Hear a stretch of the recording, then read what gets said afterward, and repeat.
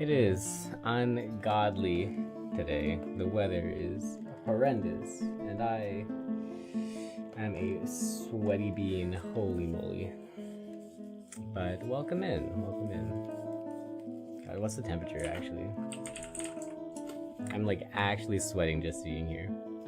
20 degrees at midnight. Technically not as bad as yesterday, but it feels very bad.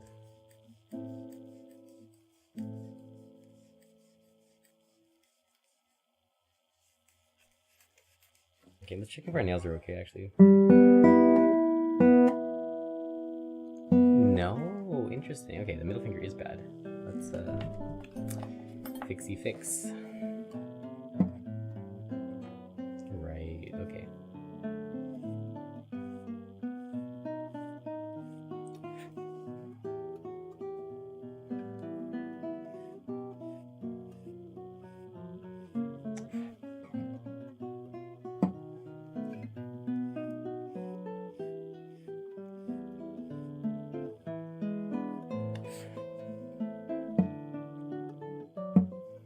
Why do I think this is a dex entry? Oh, because it is. Let's go. Alright, we absolutely accept that.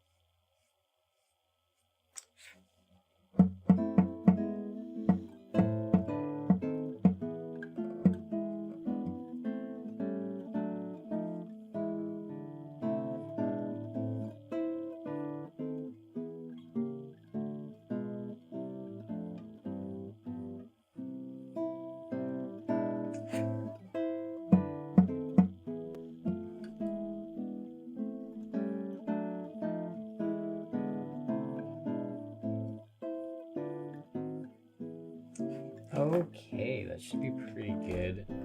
Let's file off all the dregs, and we'll see how this goes.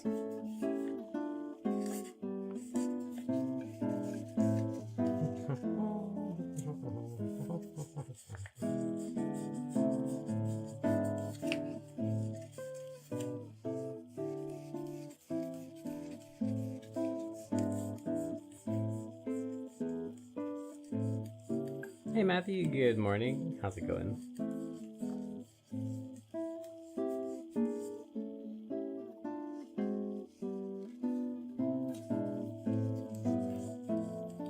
I finally learned the whale song and gave it a full run through the other day. And oh my god, dude, it sucks to play. It's it's so terrible. My right hand was exhausted. It's like actually a marathon. Really? Like the left hand is fine-ish. The right hand, it's like it's tiring. It's a lot of tremolo. It's a lot of tremolo. I haven't had the time to play it. If you ever do plan to play it, I would recommend start practicing your tremolo right now. And like do like a 10-minute tremolo warm-up every day.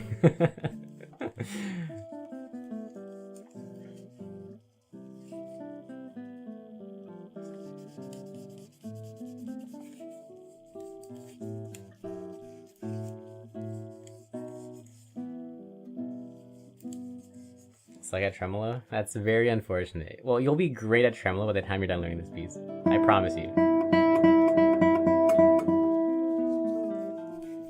It'll be good training. It will be the strongest teacher.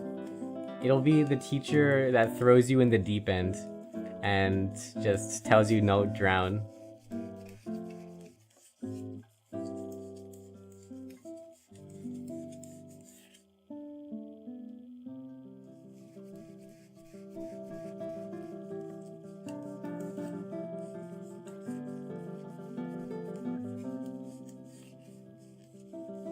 Hey, Braco, welcome in.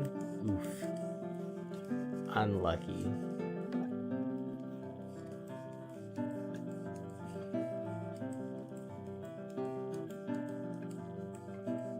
Shouldn't have come in late with tea. It's alright. You'll get it next time.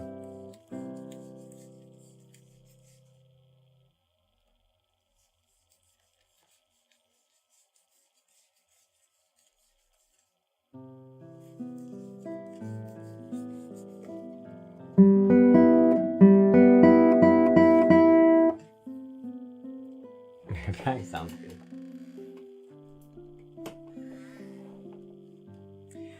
Old French video. How many people taught babies to swim? Hilarious. Think babies are traumatized for life? Yeah, literally. Alright, let's begin with some practice. I actually, I've decided that from today until the end of the year, I'm going to do sight reading every single day as a warm-up for like maybe 10 or 20 minutes. So let's go do that. Well, first I want to actually warm up, but then after we do like the basic warm up, I'm gonna do some sight reading.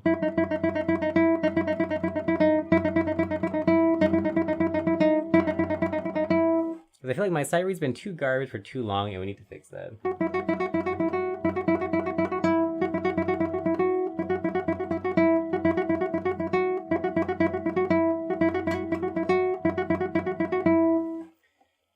Half glass of red wine left over from the bottle. Nice. Inspired by Anyway? Yes, it is inspired entirely by Mr. Mark. If my boy sight reads every day as warm-up, I sight read every day as warm-up.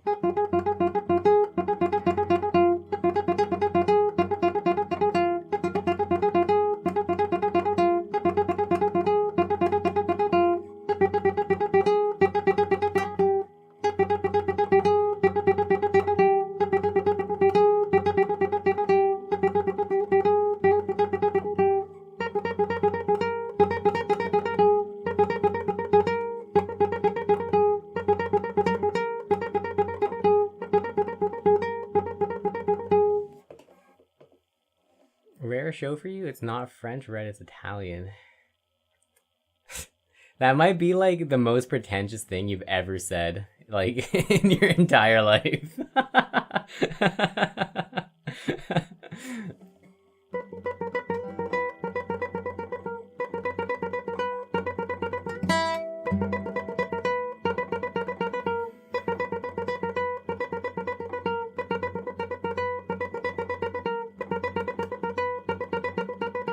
Okay, that and also 45, 240, and 305. All right.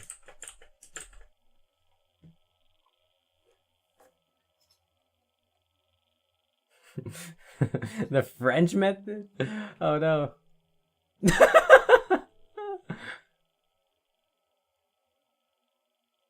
Hey, he learned how to swim. It was like, that was fast. Took like 2 seconds. Yo, what a lad. Okay, 45. Oh my god, that's so mean. Oh my god, yo, they're drowning him. That baby's paralyzed. Oh my god.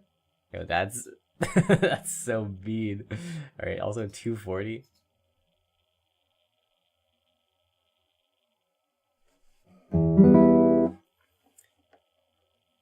Oh, they pushed him to the oh my god. Dude, that's crazy. Have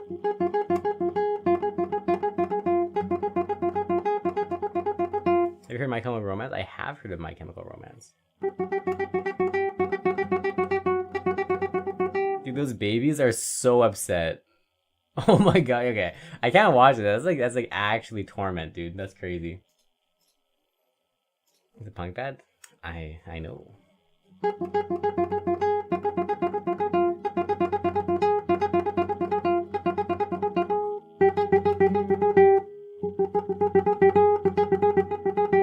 What did you just watch? France.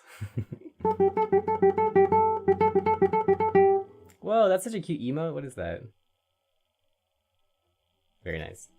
Very wiggle. Very squishy.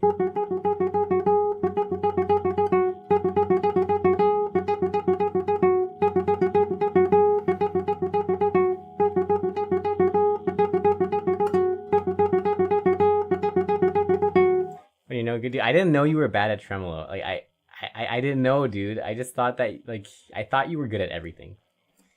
It was my folly to think so well of you.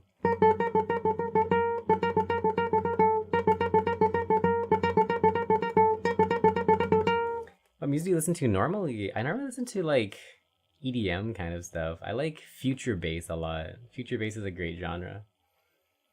I like anything with lots of like doohickey and whistles and stuff like that. Either that or like J-pop. Every once in a while I listen to classical music, but like mostly it's J-pop or future bass.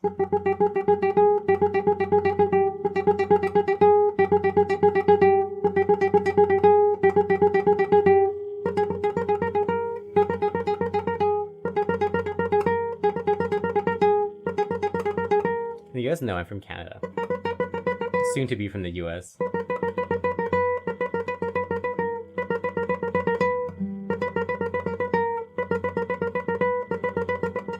Hey HM, welcome in.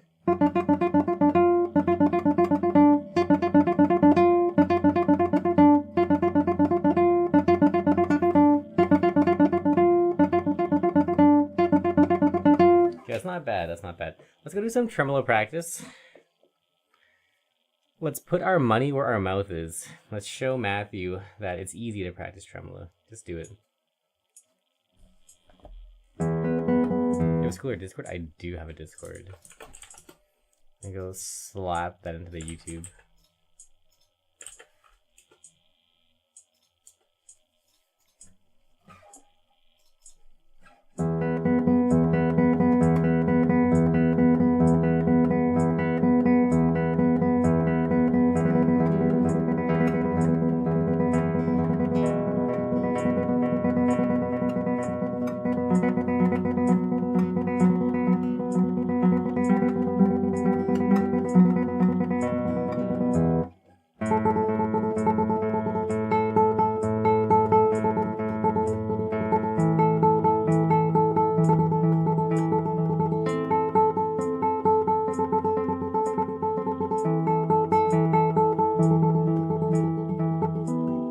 I have no idea, and I'm afraid to say it. And I feel like I'd be cursing somebody's grandma in Polish.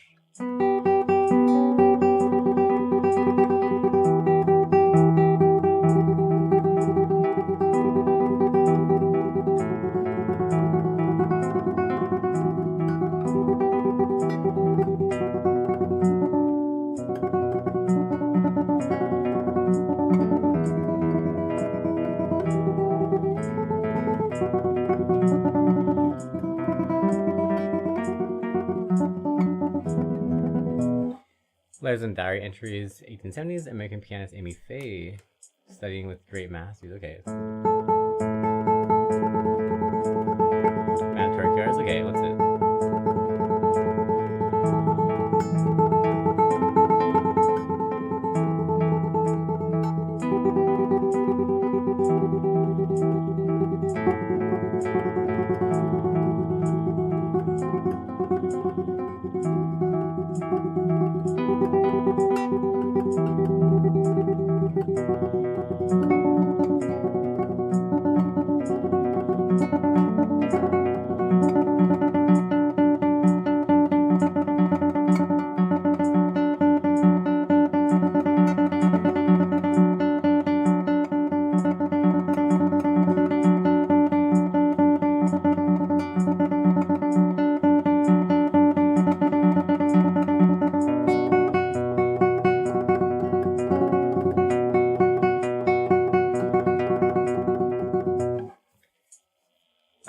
Four volumes painted each. That's a lot.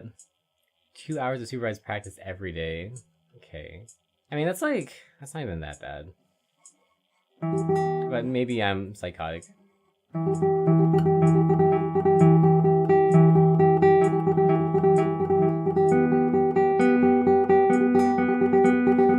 Hey, Yaga, what's up?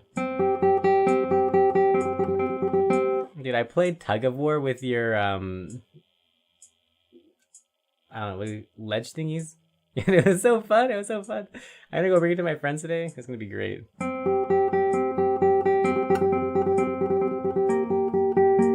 Grippy Doos, that's right. But yeah, it was very fun. So I can't wait to show Friendo, because he we had fun playing Tug of War with like a dumbbell last time, and now we'll play Tug of War with Grippy Doos.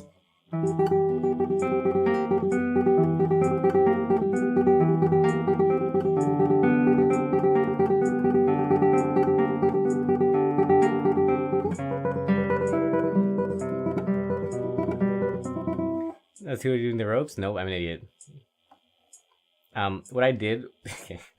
What I did is I just hooked the carabiners together and then just like played tug of war with that, which is probably emotional terrorism. But yeah, I am also kind of like benighted, so that's as far as I went for being creative.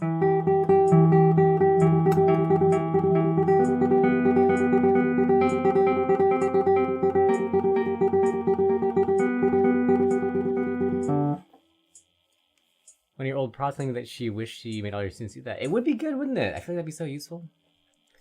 Okay, speaking of which, let's go do some sight reading practice. Let's see. Can double the loop or use as a slip. Oh, okay. 113. Alright. Bless me, boss. What are we dealing with here? Okay. Should be fine. Whatever. YOLO. Aquarelle? That's not a fun sight read.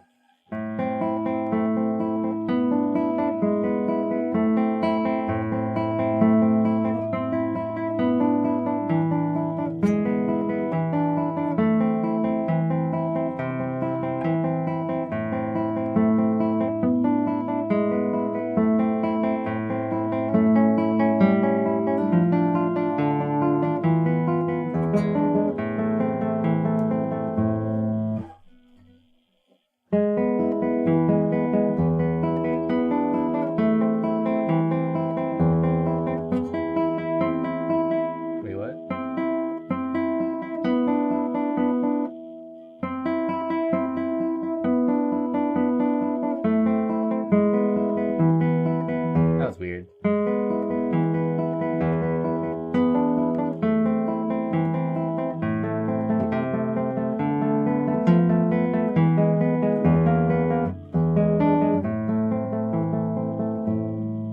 Okay, that wasn't...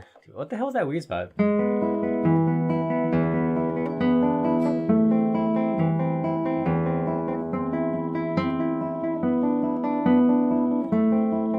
Oh, I get it. Let's try that again with like actual dynamics though.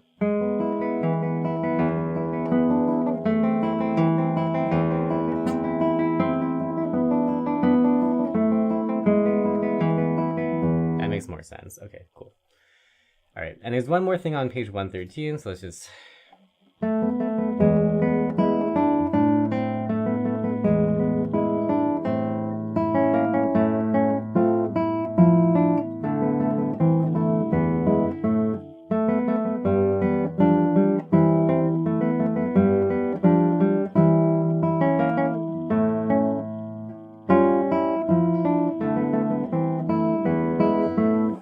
Cute. Why did I scuff the middle part? I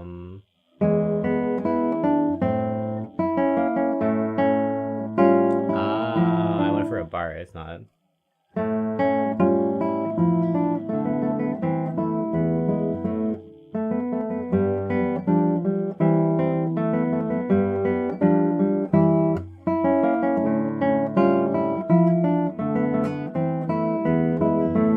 Cool. Okay.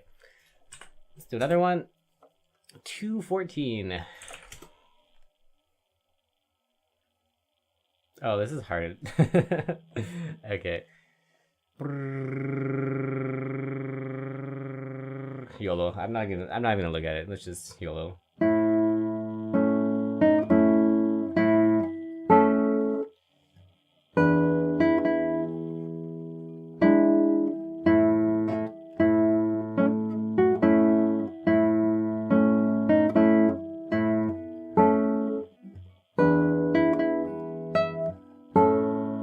Let's do the repeat.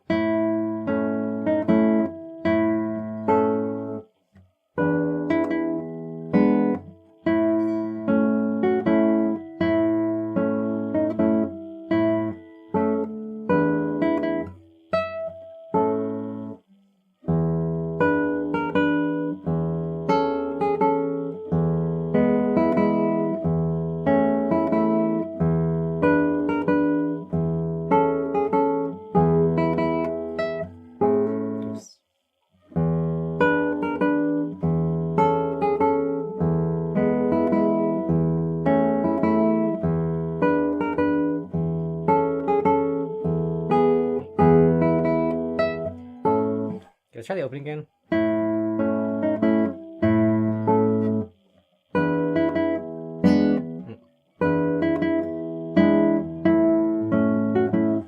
That's a bit funky. If we don't do the dynamics right, it sounds weird.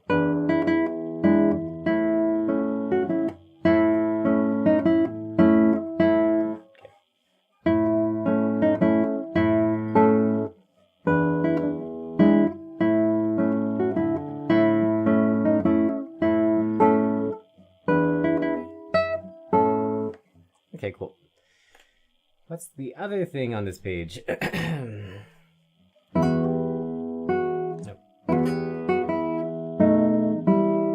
Okay. 1, 2, 3. I'm so I'm so bad. What am I doing?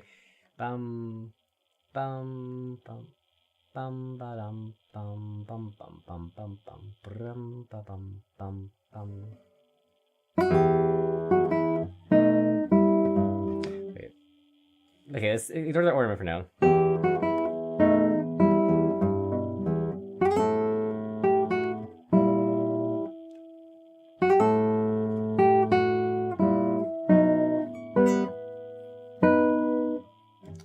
Why am I a dumpster? What is wait.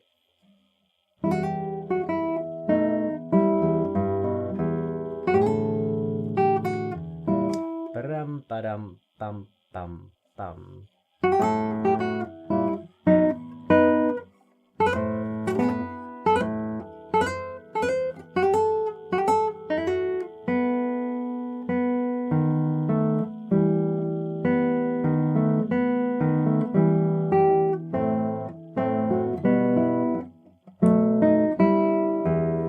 Okay.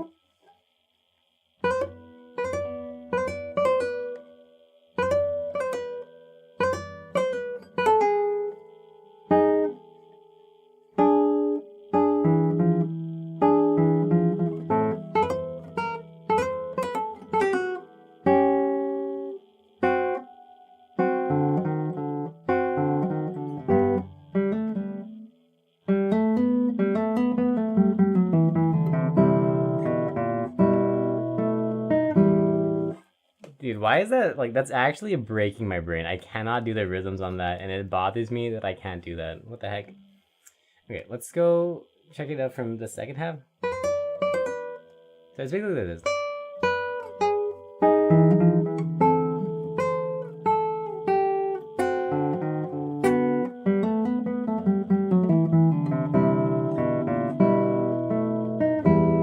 Right? Basic. Okay.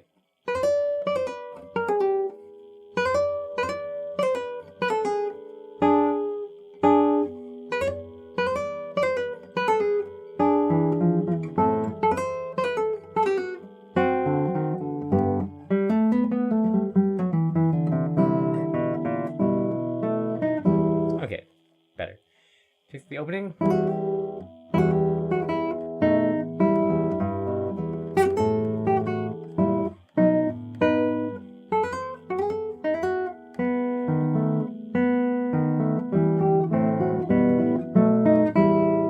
That's better. Okay. One final side read, maybe. 157. Okay.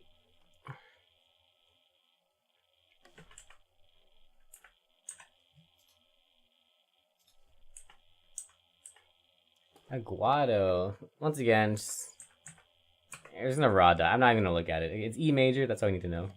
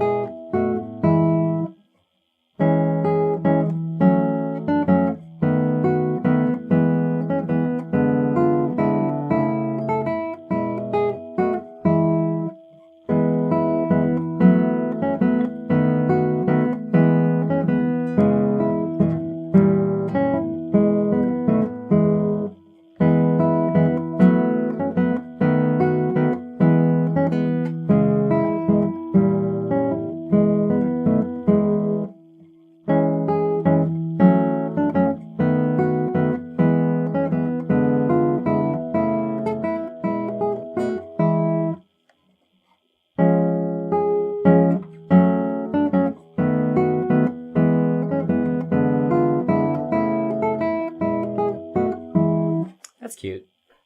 That's a stupid sounding ending, but it's cute. Hey D, how's it going? Dude, I'm so glad you're here. I've been juicing for this. I woke up, I saw a little notification, and I was saving it. I was saving it so that the L word report could be done live for your viewing pleasure.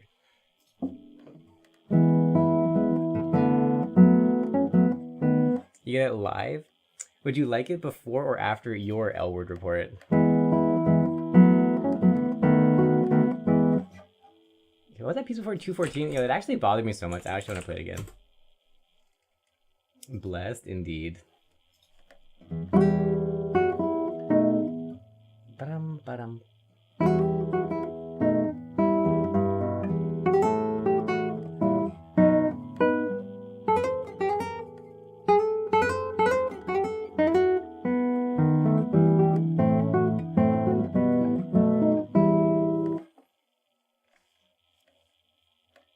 But a demonstration of typing in general. Oh, tying in general. Okay. What's L word? Lactose. Oh, that. Oh.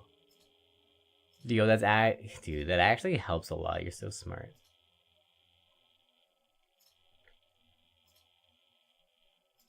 All right. Well, since there is no response from the peanut gallery, I will do the live. We will do the live reaction. Your L word quote, potent. Thank you. I also believe that this one will be potent. I read like the first little line of it, and then I closed it so that we wouldn't spoil it. That was for lifting. Slip lets you loop it over a pull apart. Right, that makes sense. That makes sense. Okay.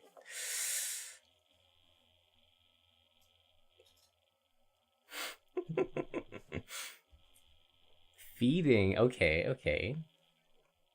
Okay. Oh no. Oh no. No. Not the curling inward. Not the teeth catching. Oh no.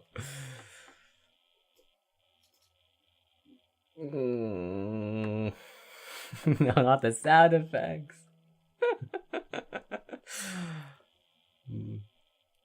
Oysters. No, sharp edges too? Oh my god.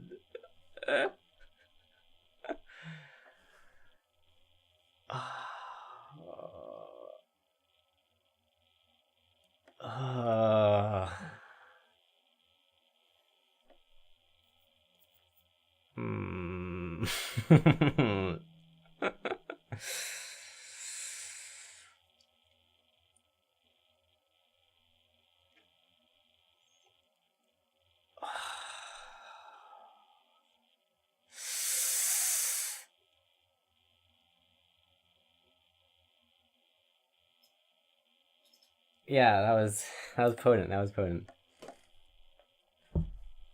I actually did have a lactose scare today. You risked it all for your favorite barista? Oof. Worth it. Okay. Actually, the most potent thing was now this is like it's so potent that I actually wasn't even expecting this to be potent.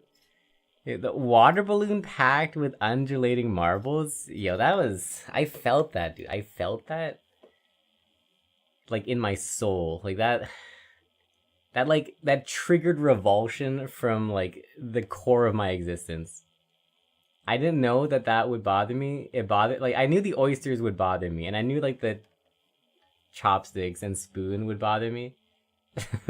But this is like unlocked a new level of psyche. That was I had no idea. Now that was textured and visceral. I felt that.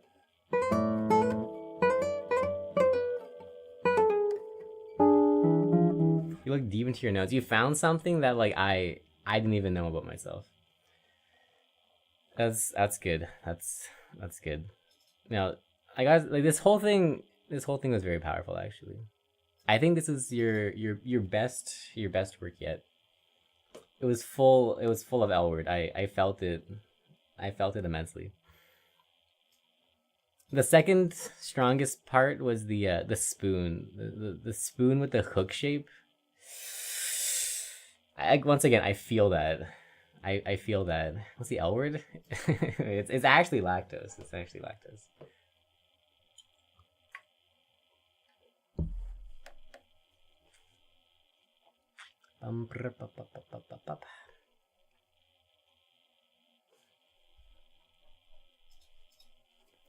Speaking of L word, yo, Loch Ness Monster, thank you for the raid.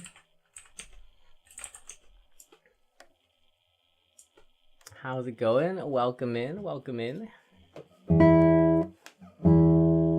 We're just doing some sight reading.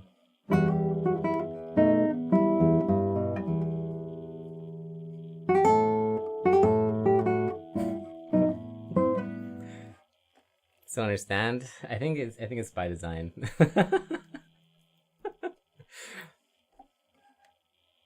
You're happy to hear your new pet? It is sitting happily in the pet section of my room. Yeah, how's your stream? Welcome.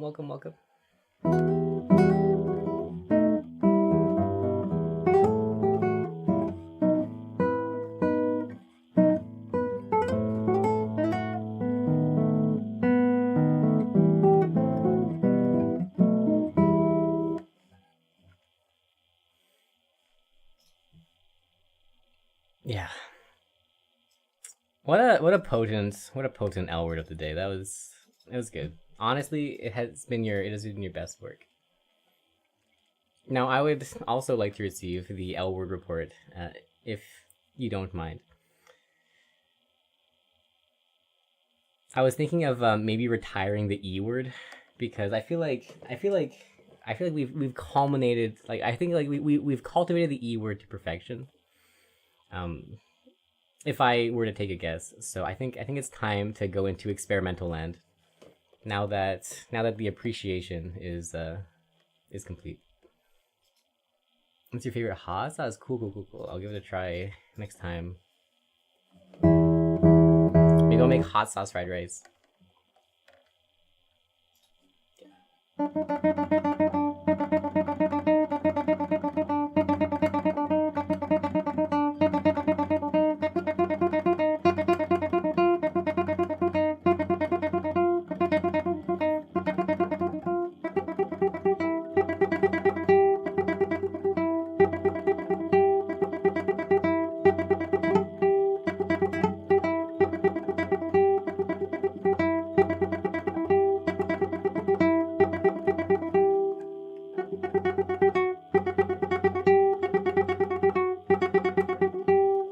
Now a new word. We love new words. What are new words?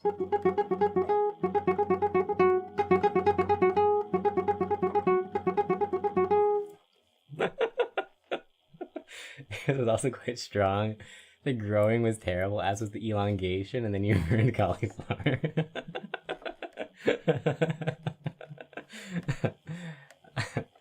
I'm glad you enjoyed it. Reverse pincushion hurt you in a way you didn't expect. Oh, okay. Good. Interesting. It seems like we both got texture damage today. The water balloon of marbles, the reverse pincushion.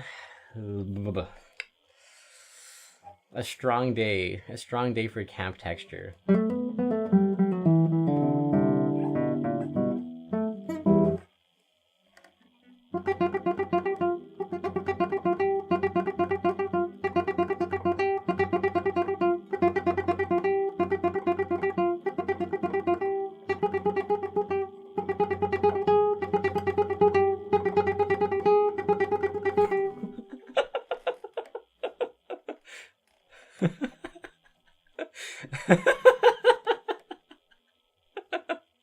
Your hidden eek, you hate threading through body parts.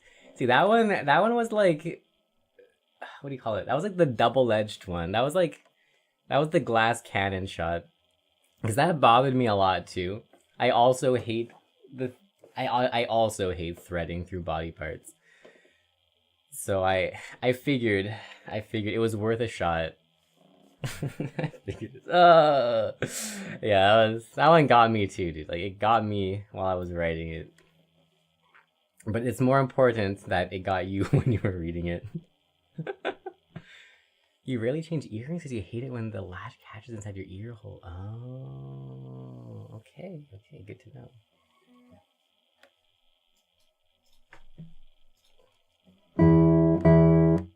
Okay, is it okay to keep earrings in for like extended periods? Is that why you wake up with earrings in?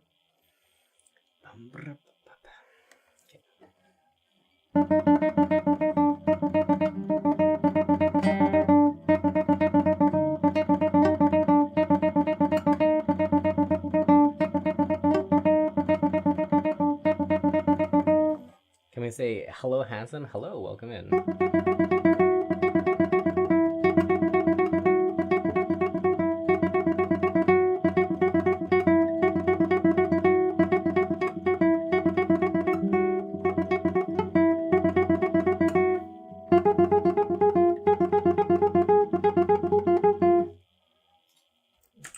Capture beads.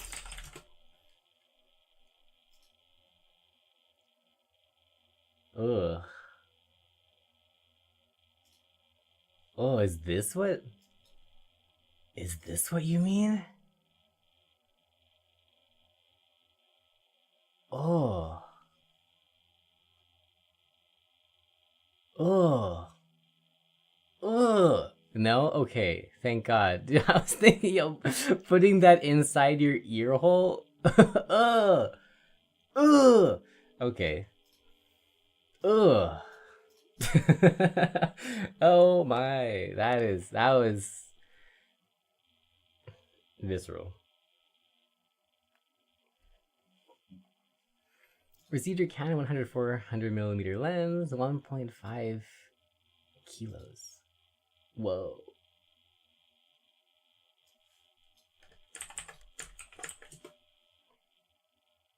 Oh, okay. That's like way more normal than that other thing. I see.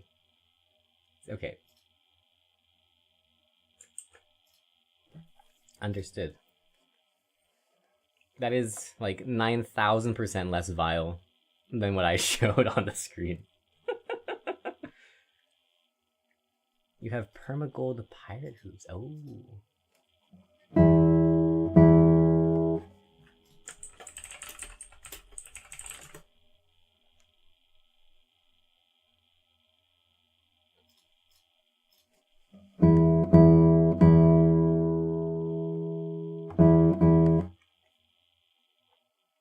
Okay. Oh yeah, let's go do some tremolo practice and then on to real practice.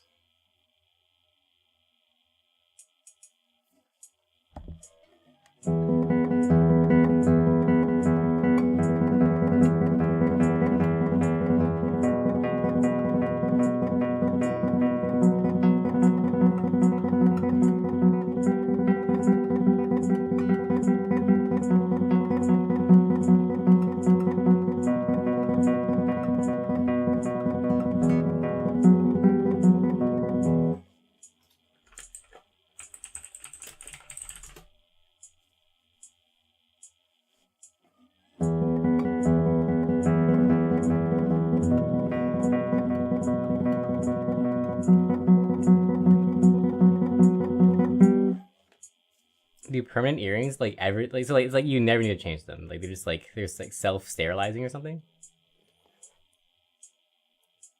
Bum, bum, bum, bum, bum, bum, bum, bum, bum.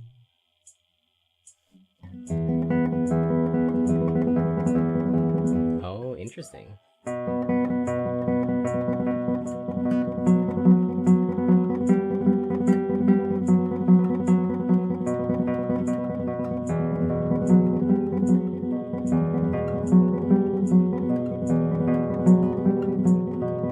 No reaction to silver, so you can do that? Okay.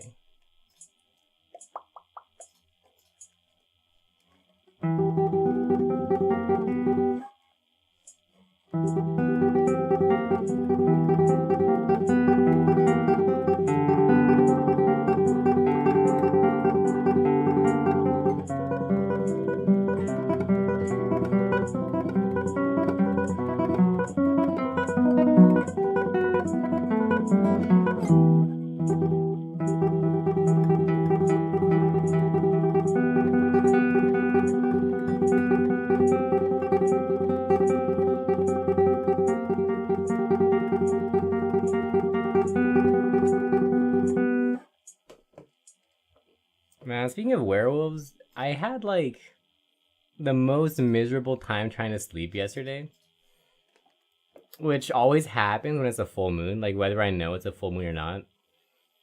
Um yeah, I was wondering why it was like such a crap day of trying to sleep. Like I tried sleeping like 5 or 6 different times and I got like zero sleep. Turns out, of course, it's always the moon's fault. Mm-hmm.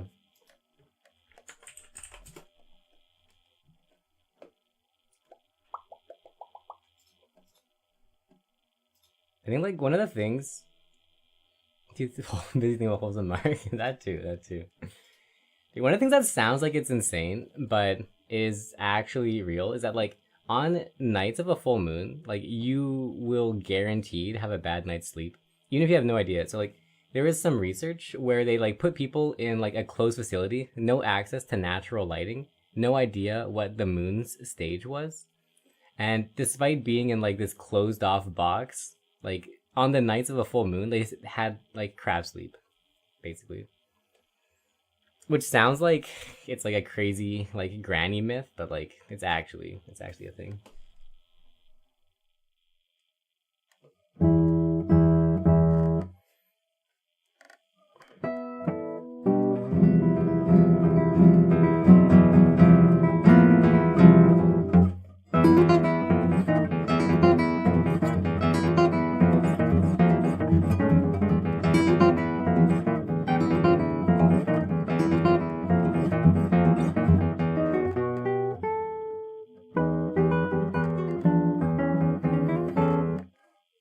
to werewolf and vampirism and demon possession.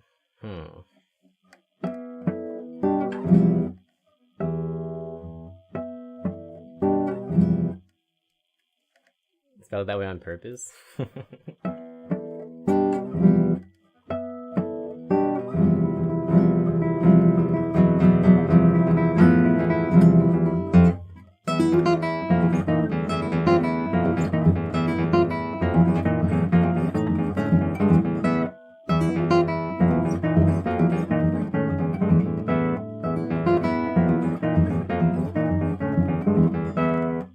This counts like Costco.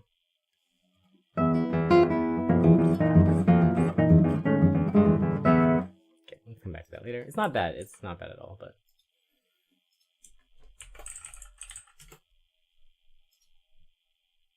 oh yeah, D, was there any reaction to the burrowing or the boiling pancake, or is that not in the danger category? Missing and catching with great ball. True. Thanks for the reminder.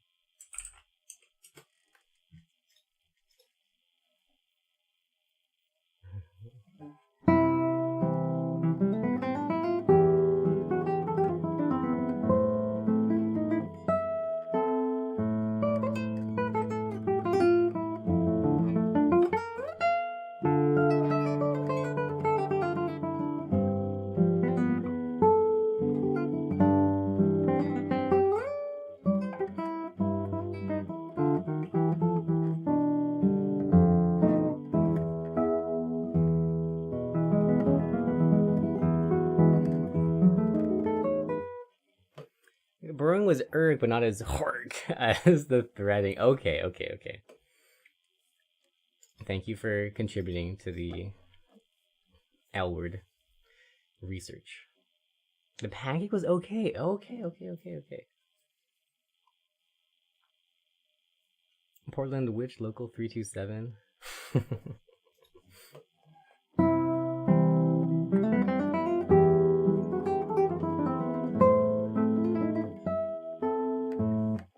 I feel like from both sides, this round was actually like the best one out of all of them.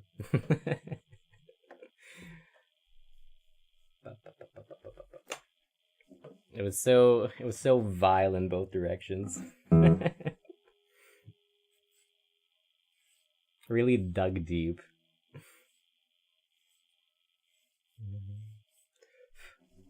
Is there something about Portland baristas that are like super notable? Is Portland the barista capital? Hey, Mixed Attack, welcome in.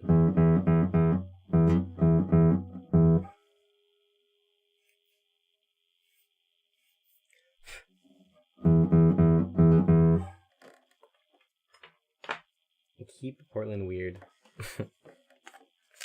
So you got some experimental coffees? The bringing together of collective experiments. True. It really was like the test round. Now back to experiments to find more things to create the ultimate L word. Also, hipsters making hipster coffee at hipster cafes filled with hipster coffee people. Right. Okay. Convince your D20 is rigged.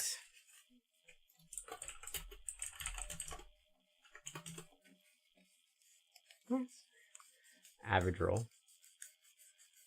Hipster stereotypes birthed from hipsters, which is weird people doing weird things. Right.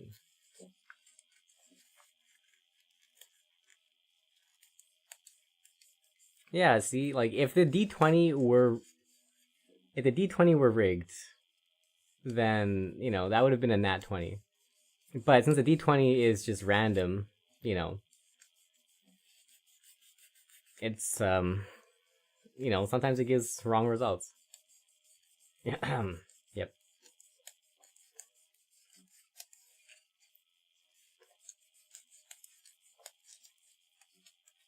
Or maybe, okay, hear me out though. What if Practice Room is answering from Practice Room's perspective? So Practice Room found all of that to be a nat 1 because Practice Room's a stone cold killer.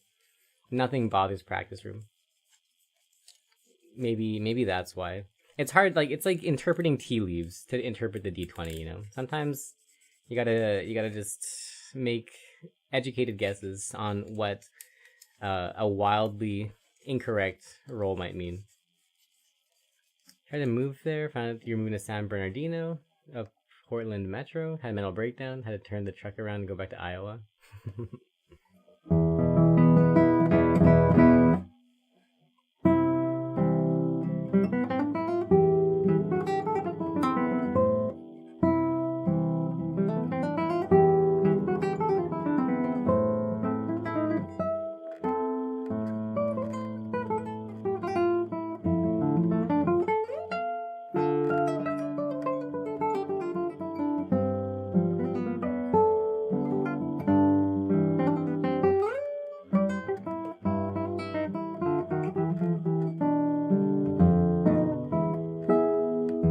You have milk coverage except for in Iowa. Oh, okay. Where is my nail file? You are a crunchy corner.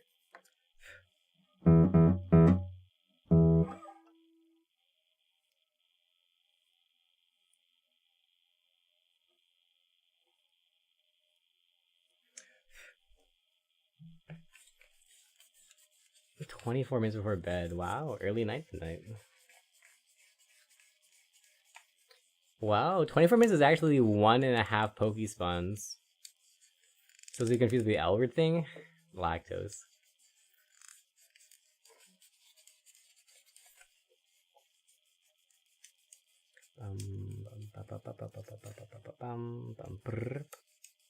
You had a cactus to explain? Eat food. Enjoy your food. Afternoon tea meeting has been moved from comfy 3 p.m. to terrorism 10 a.m. Lurk, enjoy your Elward. Have to be up at 8 a.m. Gross.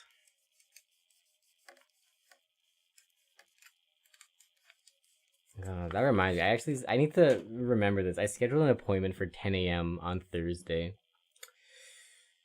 That will also be a miserable thing.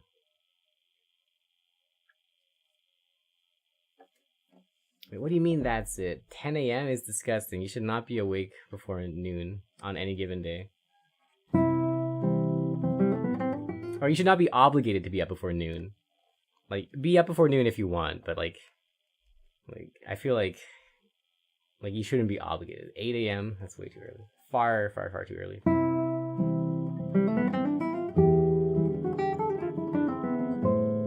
Ten to 4 does sound better than 3 to 6, though. To be fair.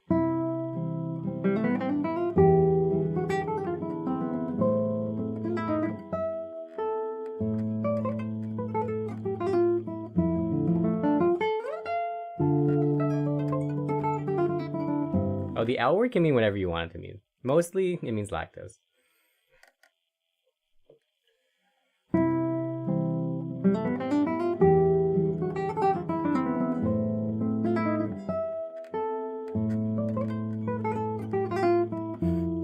There's been a running joke for the past couple weeks of stream of like using something word to replace like a completely normal word.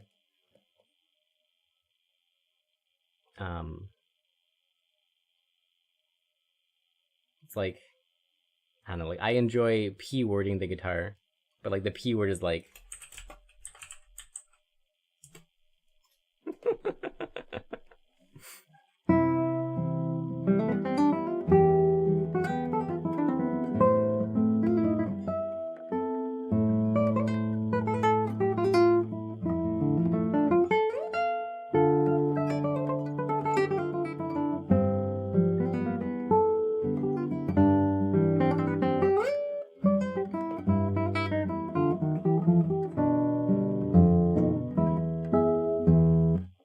didn't know the H. Who nobody knows that's what the H word means. Like no one has ever used the H word for that.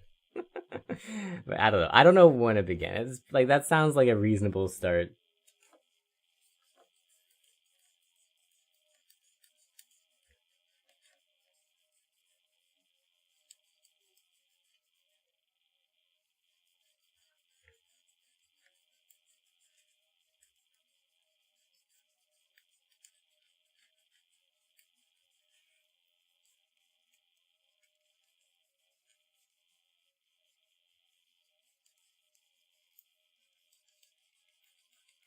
Another good example of like yesterday I said something along the lines of like thank you for showing your S word in public. But like the S word was like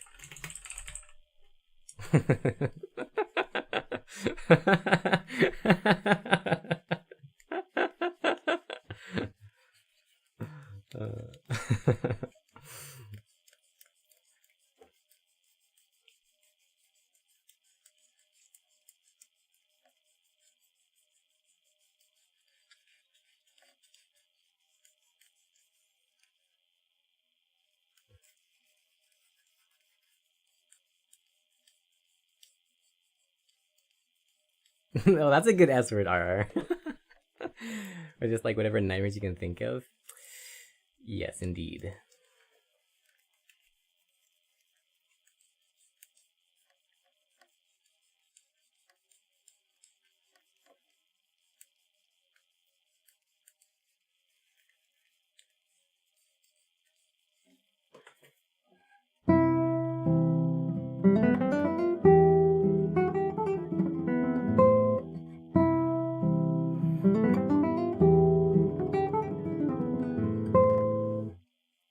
I think the important thing is keeping the air of mystery around the blank word.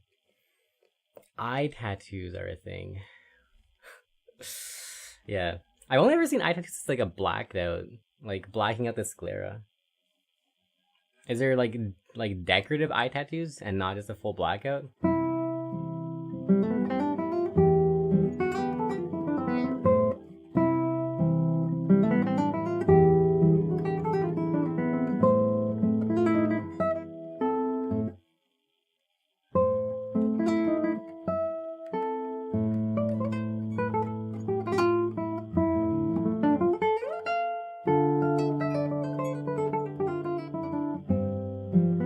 Hey Rednax, welcome in.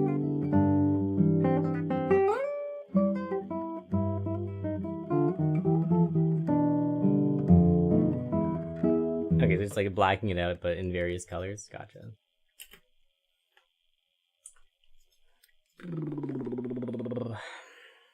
Yeah, that sounds exceptionally painful. I feel like you'd have to be in some kind of category to want to get that. Like in the like you've run out of things to body mod, so now it's your eyeballs category.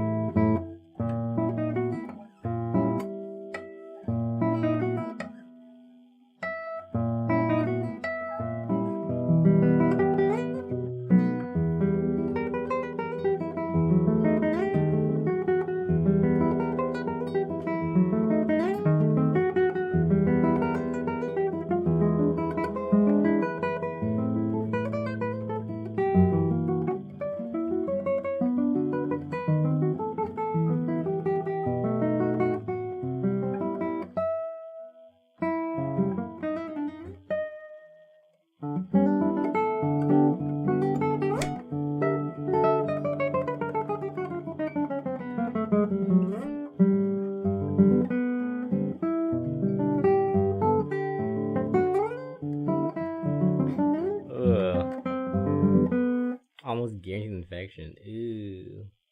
Ooh.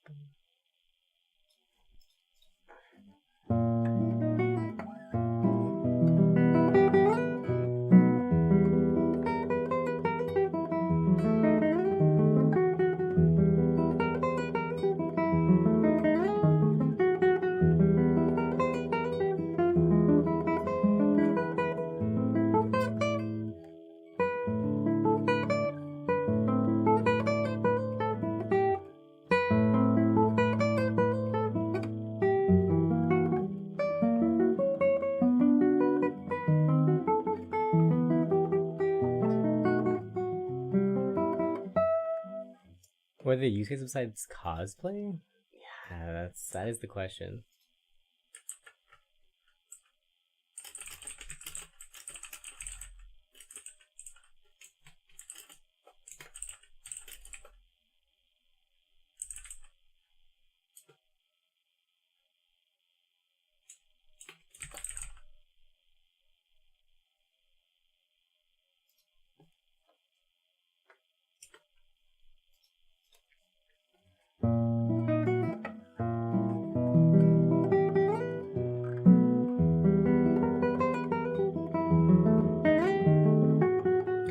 What the hell is this?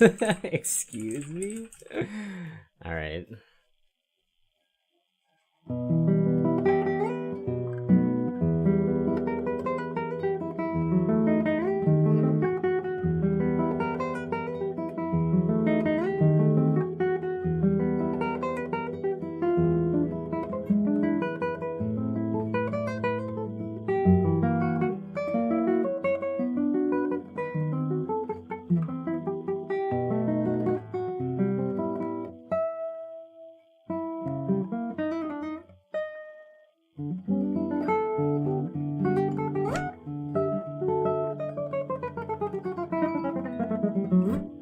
Okay. Let me come back to that one.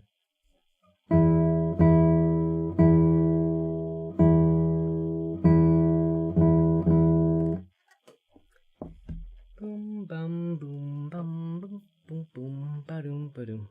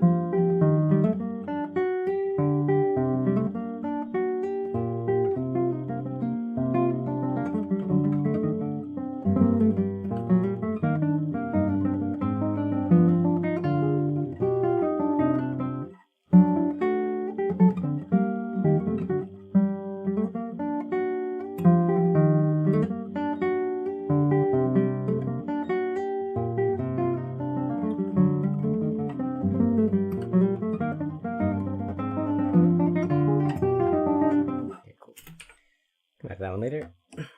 Whale song, good luck.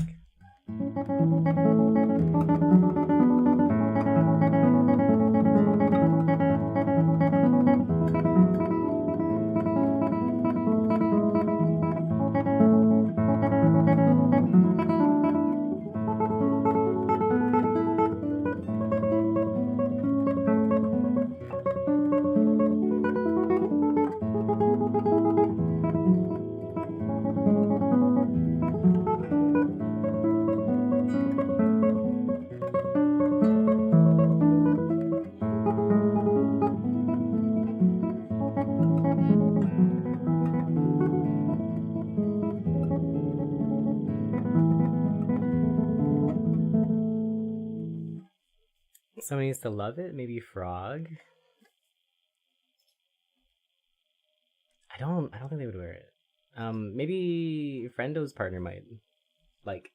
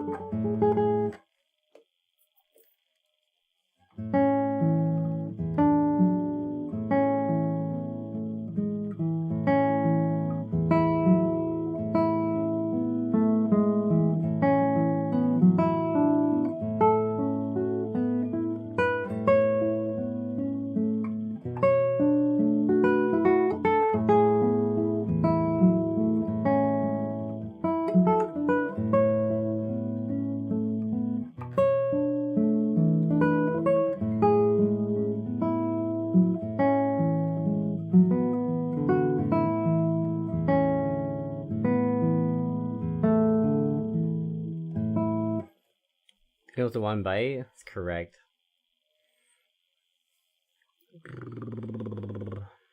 It's been a loyal shirt. I am sorry that your shirt is wasted on me, who hates any shirt that has designs on it and that has a crew neck. Would that I could have stopped it in its tracks.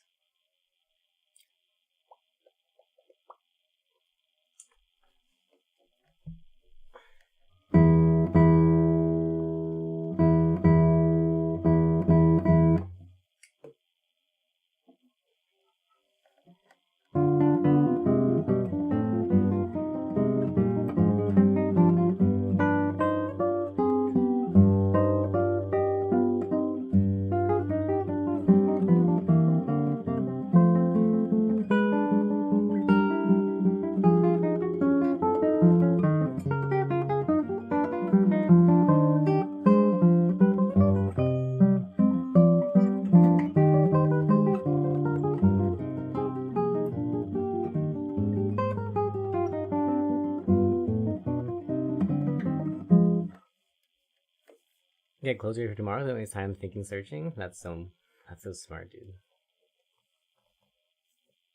Figured you'd have more people around who'd wear it than you do, rather than trying to give it to Goodwill. Better to send her on her own path. I see. Well, I will see if it can find a home.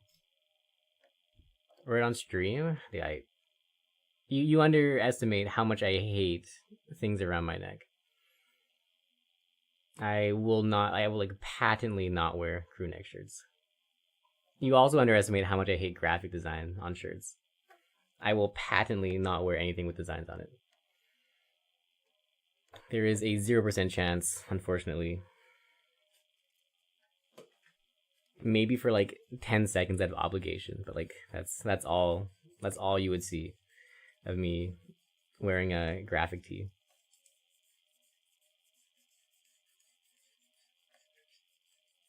Wolf are immediately gone in the trash. I have like a little like drawer thing of a whole bunch of shirts that I've received that I will not wear. So I was just gonna put it in there, but yeah, we'll see if we can find someone who likes. I feel like Friendo's partner would probably enjoy it.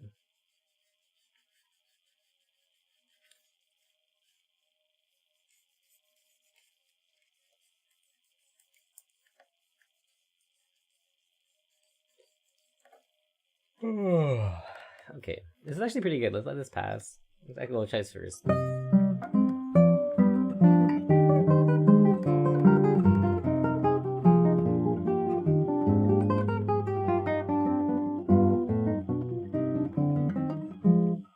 As long as it's loved by somebody else, you're happy.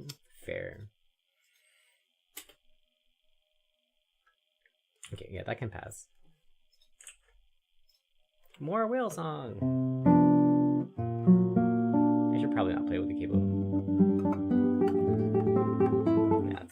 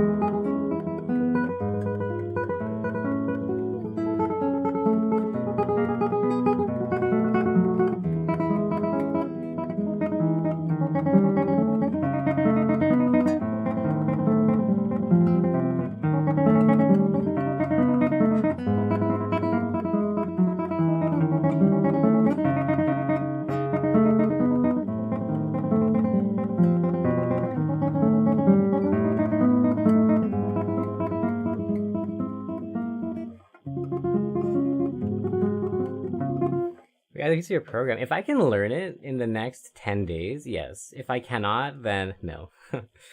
Like, I would if I had the whole next month to practice, but I'm basically like I'm dead from July. No, I'm dead from like June 21st until July something. Hope you'll be able to learn it. Yeah, it'd be cool. I'd love to play this in concert, but I just like the time crunch is so crunchy that I don't know. Like if I had 30 days to learn it, I could learn it. But I only have like 10 days left to practice. So I don't know if I feel comfortable playing this piece with like only 10 days of practice. Yeah. Like it's a really tough piece to like have faith in it being concert ready. Yeah. Maybe for the next time I get invited to concert, I will play this. It's like the time crunch is too much. I'm just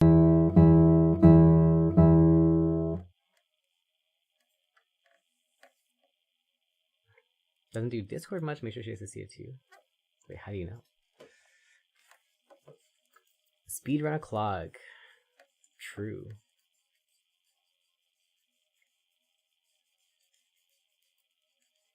Bum bum bum bum bum bum bum bum bum bum bum bum bum.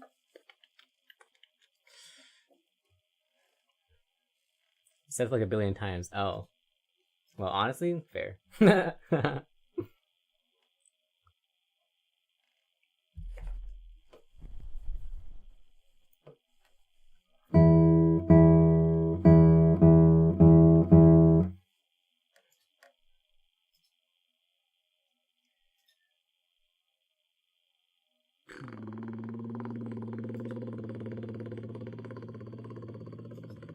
Yeah, let's fill that card.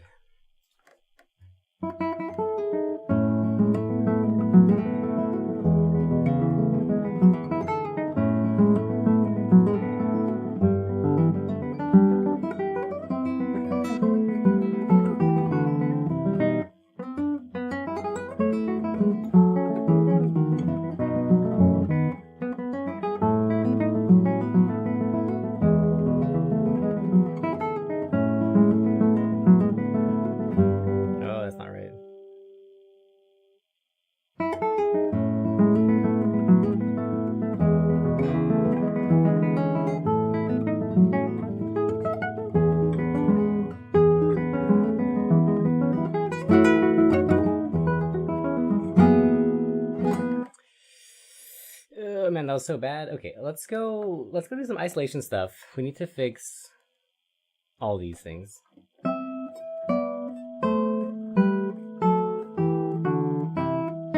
That's fine. What about this? Ah.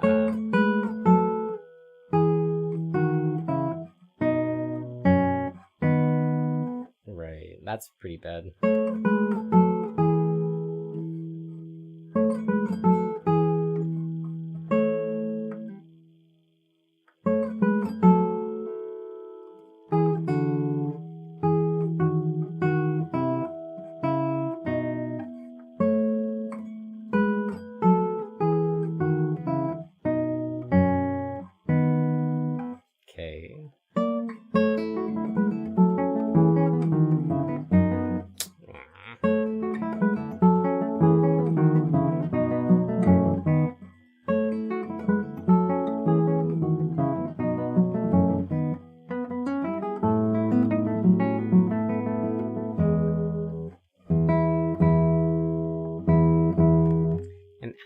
Has appeared. Oh man, we're getting spoiled for A tiers today. So many.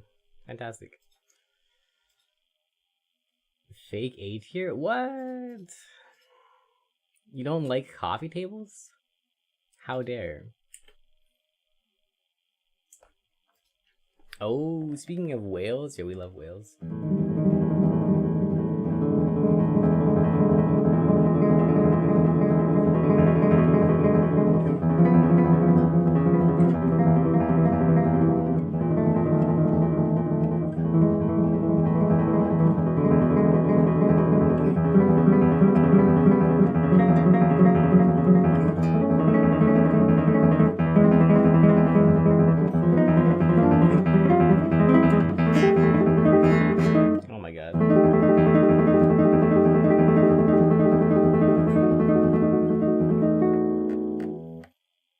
I thought it was an A tier like the whole time. Anyways, have a good night.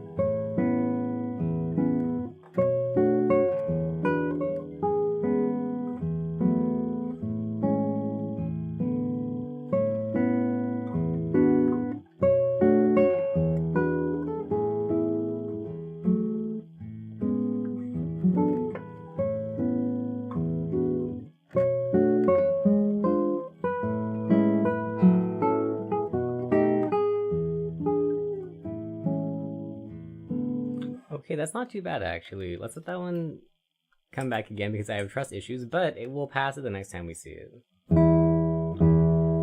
Okay, Neverland.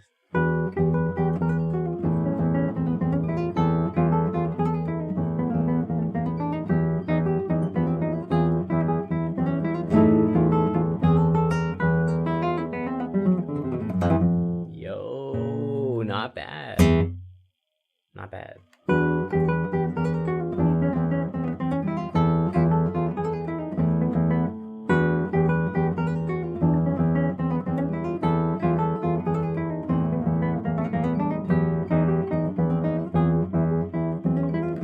Wait, what?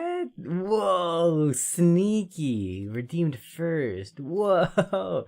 Wait, that's crazy. No one caught that? Interesting. Normally it's pretty highly contested. That's wild. Whoa, interesting.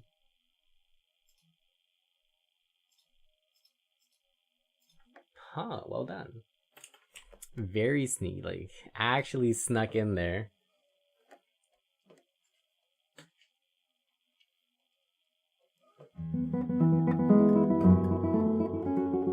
Not first is always available.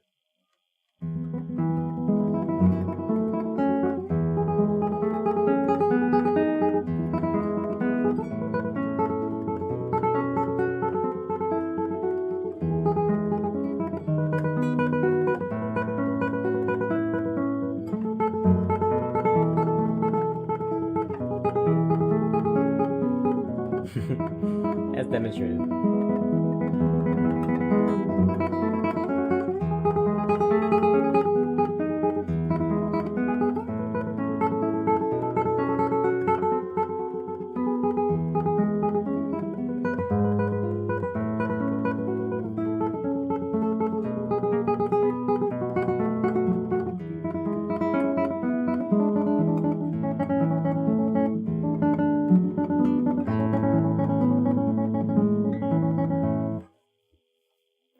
Congrats on not first. Thought there might be only one, makes sense too. Indeed. There's only one first, but there's infinite not firsts.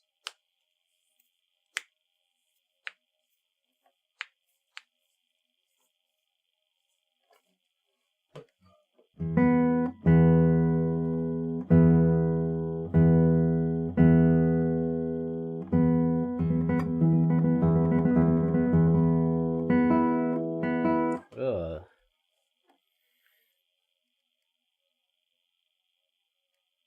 Okay, I need to go tune. Let's go do some tremolo practice too. It's kind of not good.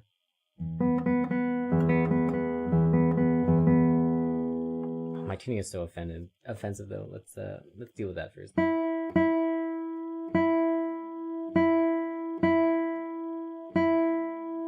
Okay.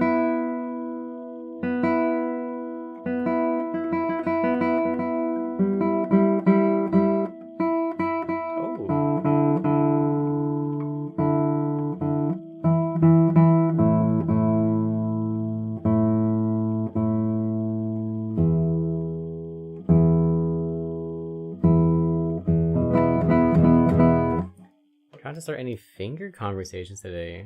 Has that historically been a problem? I legitimately don't remember. Hey, Mild High, welcome in.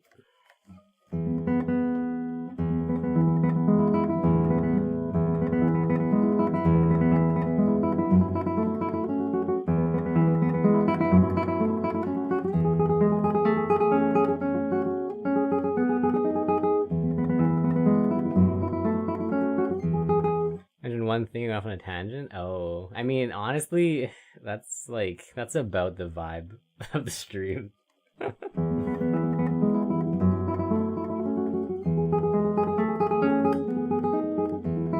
Coming on finger. Oh, yeah.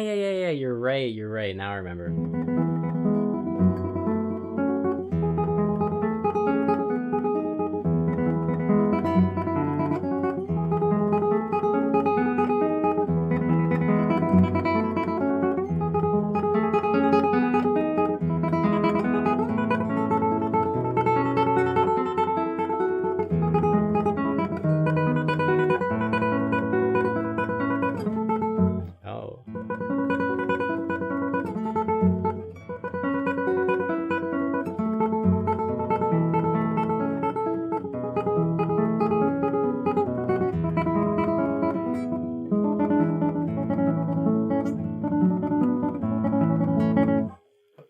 Love falling asleep listening to you, Blaz.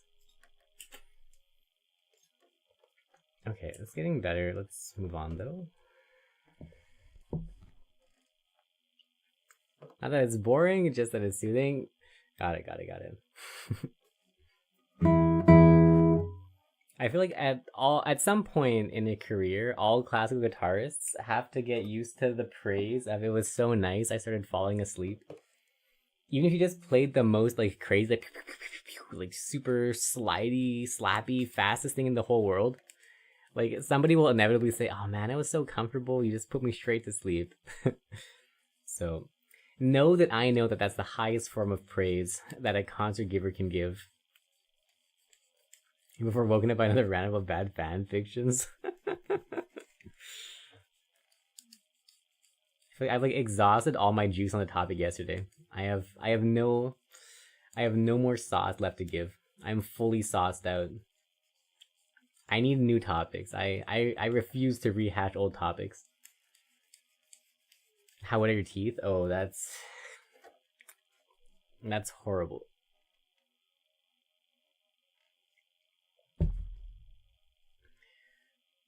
Really into the repetition weirdly. Yeah. I think it's cozy. I like it anyways. I like watching people's practice.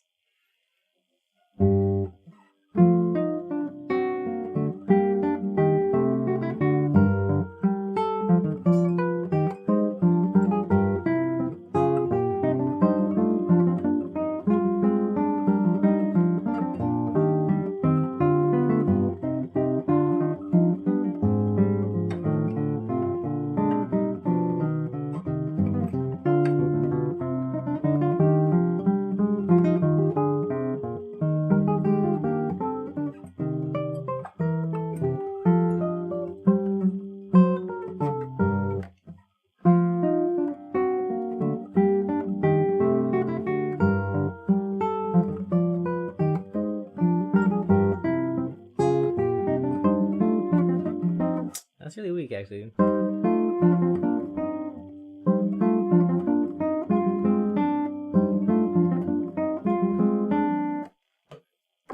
Like, I'm so used to not looking that sometimes when I watch the camera, it actually really surprises me how fast our fingers move for certain sections. Like, for me, I just feel like I just need to play these notes. Oh, I'm sorry, what am I doing? Weird memory slip.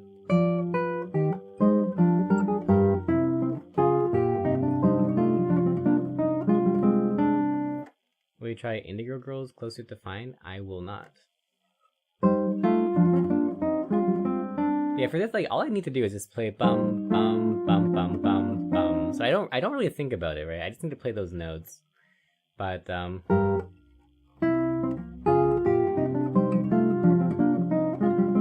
our hands actually kind of like warp around.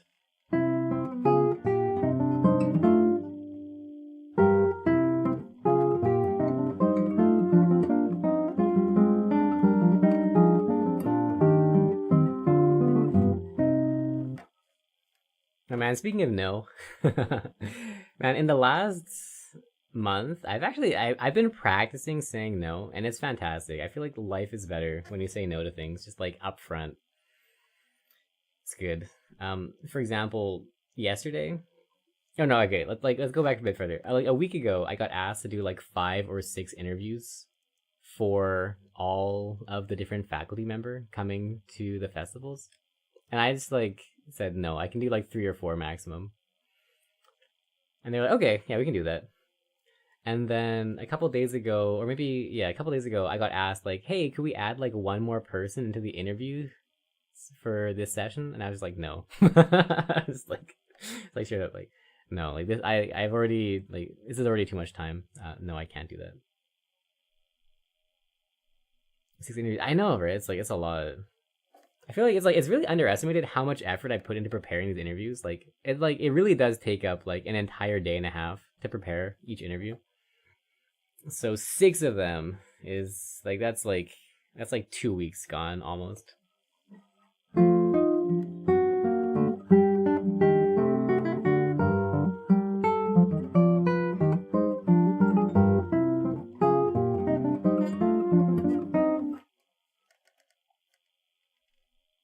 Like for anyone who watched the interview yesterday, it probably like felt like it went pretty smooth. At least I think it went pretty smooth. I had one jump cut where I just switched topics to something completely unrelated when the conversation dried out. But other than that, I feel like it went pretty smoothly as just like a flowing conversation. And like that takes a lot of prep on my side to do because like I won't say I'm autistic, but I will say that like if I don't fully pre-plan every single thing of a conversation, like it sucks.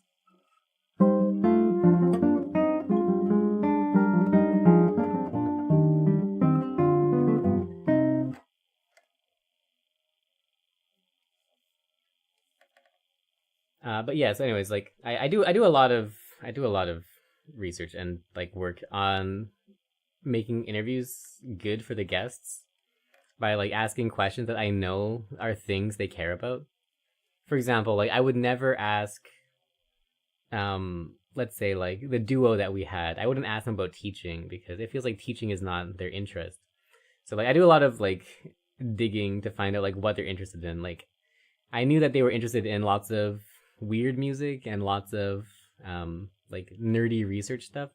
So I like catered the whole interview to like kind of go into that direction.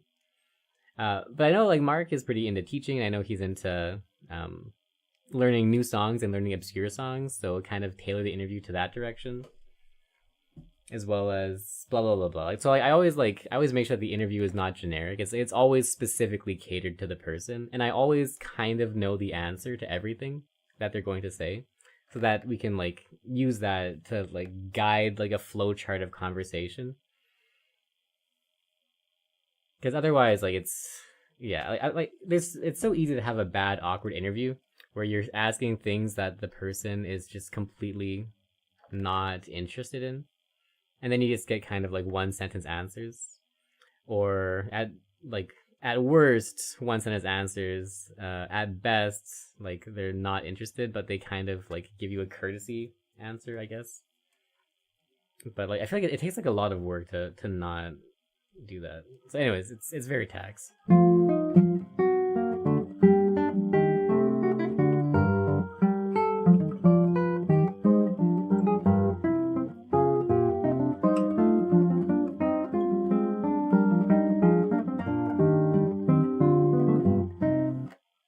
So basically, for each interview, I make like almost like a DM flow chart for how like a sequence of events might go. So like if we go from this topic, then we can like smoothly transition to this, and then like kind of like side pivot to here, get a little bit deeper into this topic, and then use that as like a relay to here, and then.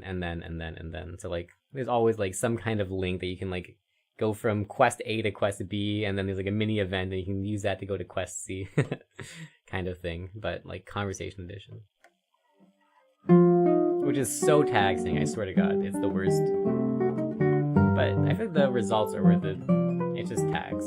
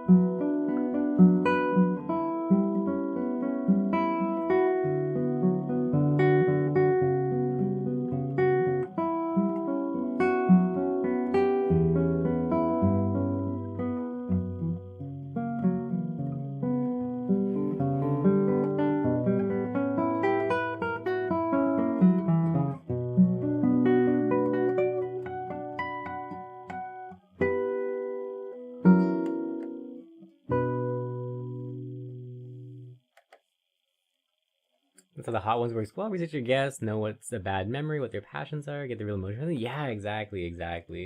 Generic interviews, so boring. Specifically tailored ones, chef's kiss. One more week of this math class, hopefully the last one you'll ever take. Fingers crossed, man. Good luck. Return, you hurt me? Oh no, what did I do? what did I do? Do you not like the hot ones?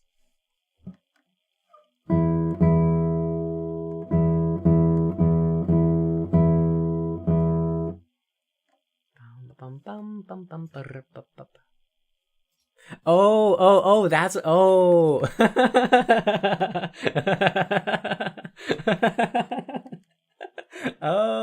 no, dude. Okay, I legitimately forgot that I sent that.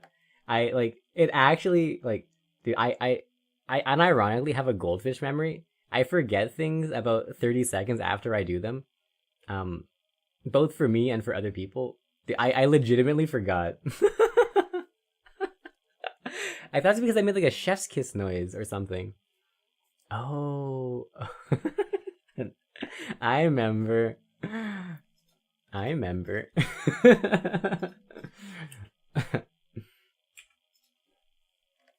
You're welcome.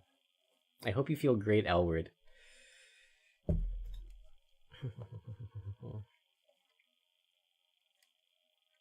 Have an affinity for this certain piece.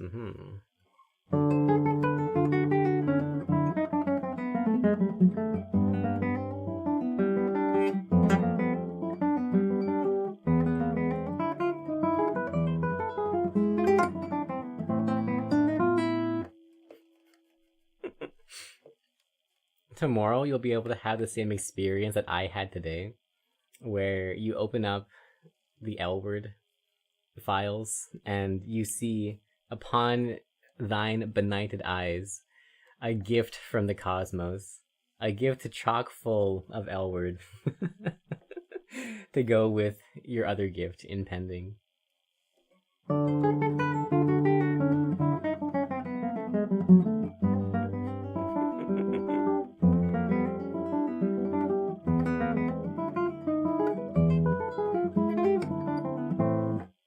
Do not fear. But I feel like out of common courtesy, screenshots should be spoiler tagged. That being said, it's way funnier when they're not, so I am not one who will begin that trend. I am simply an agent of retaliation. An E-word for an E-word, if you will. One I feel like you worked hard on, got it perfect, didn't like playing as the last song. Fair. This one is much harder to be fair. It also sucks to play.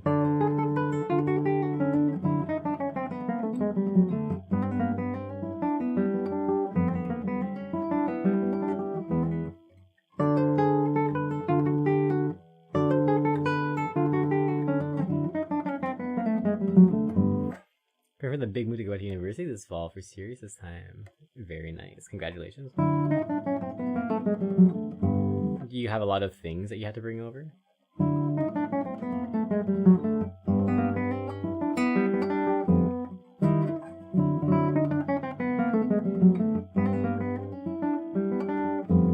Old men on campus? I think it's totally chill, dude. I've seen some grandparents on campus. Like, it's totally fine, man. People are there to learn, and even though most people who want to learn are still believe in their future and believe that a degree is necessary for a job camp, there is always room for adult plus students.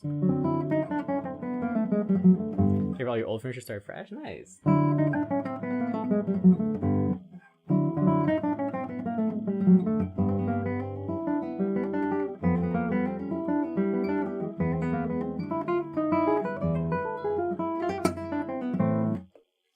Actually, one of my favorite people to see on campuses,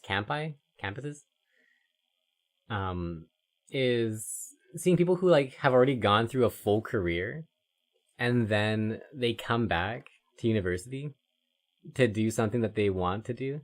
I think that's like the most beautiful thing. Like there's this one guy. He has like an actual full career as a doctor. He has like medical research papers written, and he's like the head of whatever, whatever. And then he just went back to school to learn classical guitar. It's like, dude, you're like my favorite person. Like I'm like, genuinely so happy that you're coming back to do something now that you've like lived a nice full life.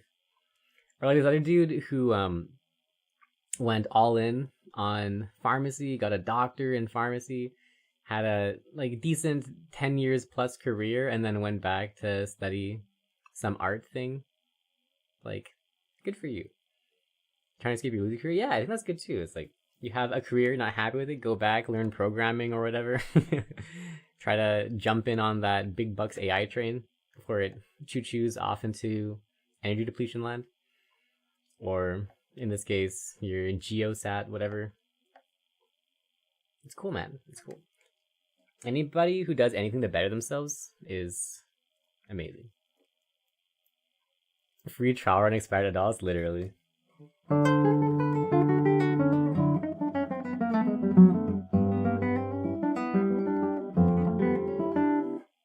I've thought about going back to school to get like a master's or a doctor's in neuroscience. And then I just remember how much I hate school. so we're not doing that. But like it's an idea that like it bounces across my mind before I like grab it by the neck and like snap it and throw it in the garbage can, because I know that it's a lie.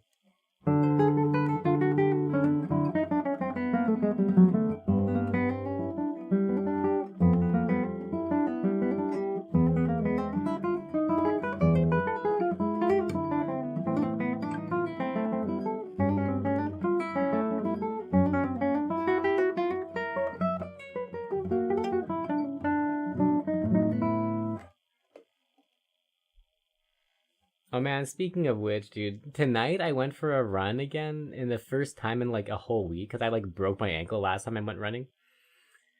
Dude, it was actually like genuinely nice. Like, and I feel like I've sold my soul to say this sentence, because like I've hated running for my entire life. But dude, going for a run at midnight, like it's actually so chill. Like I'm actually enjoying it, and I kind of missed it. Like I missed having the runs. Like the sprained ankle was like kind of a downer, which is crazy. It's like this is psychopathic behavior. Anybody who admits to liking running, like I just assume, also drinks raw egg whites or something. You know, like it's like just insane human beings, just like unacceptable. But like now I.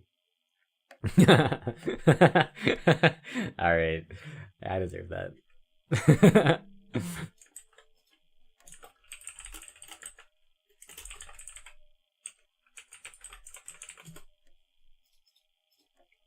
Yeah, it's crazy. Like I've come around to like actually enjoy running. Asterisk, I still hate running in the daytime. I will never do that. I hate the sun and I hate people, so I will not run in the daytime. But nighttime runs though, they're like really like surprisingly pleasant, like way more than I would ever expect a run to be. Actually, give me 1 second. I'm gonna go do something really gross.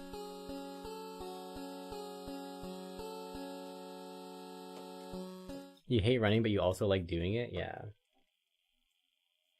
Like last night, like I was so juiced to get back. Coward? Okay, dude. I will describe what I did.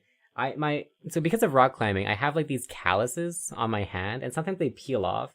So what I just did on the black screen was I nibbled my callus off and then spat it into a garbage can. I feel like you don't want to see that.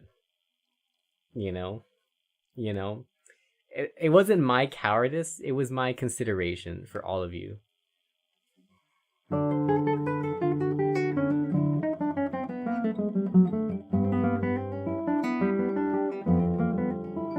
Offwits? What does that mean?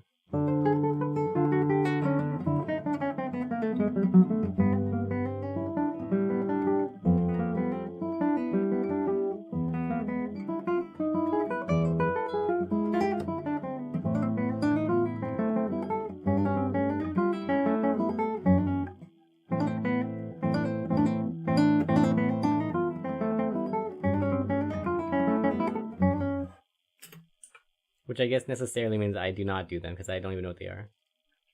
We do love a good skin peel though, very satisfying. Okay. Next time... no, there's no way I'm leaving the camera on. Climbing where it's too big to finger jam, too small to fit inside. Oh. I mostly do indoor climbing, so I never really encounter like actual crack climbs. Or like not crack climbs, apparently. And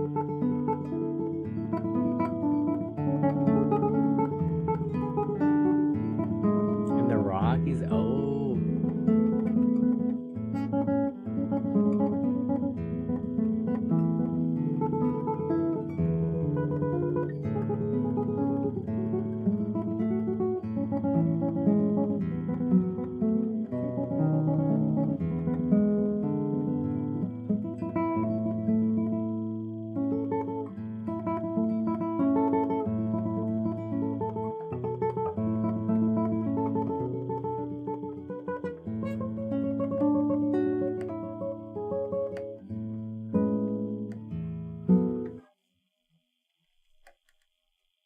Man, speaking of loving things, I was just thinking, like, if there's ever like if the L word well ever runs dry and like there's no more terrorism left, I was imagining like what would happen if like unironically it was just like nice things that you enjoy. And then I was thinking like, man, that sucks. That's like legitimately so boring. Like who cares? Like I feel like after one exchange of L word, it like yeah, it's like bored, done. No need to continue. Like it's fine. Like there's so many things that are enjoyable in this world. Like the options are limitless. It's so boring. Like there would be like no meaning of continuing. but true, genuine, tingle your spine, make you cringe into a black hole L word. That's truly where the L word's at. Like unironic, nice things. Nah. There's nothing there. It's a wasteland. It's a wasteland covered in cotton candy.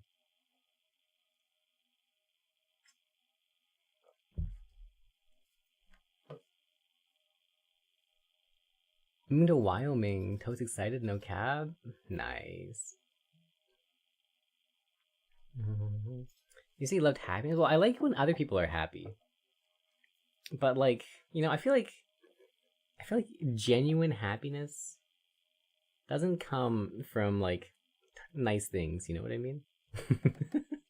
At least in this case. In this case, I feel like the L word exchange. The other people, well, like ostensibly. Okay, like answer me true, dear Victorian pen pal. Would you truly find happiness in the L word exchange if it was just like talking about nice things? Like a good recipe or like a good scissors cutting or key jangling or like skin peeling?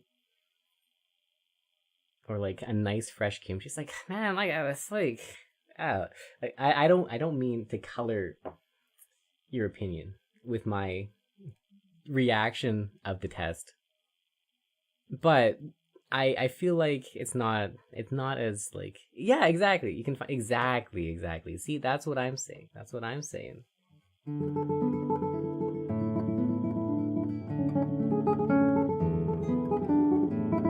Like nice things are too prevalent, and therefore like an L word of nice things, like it's impossible to continue. It's too boring, too vapid, too overdone, banal, droll.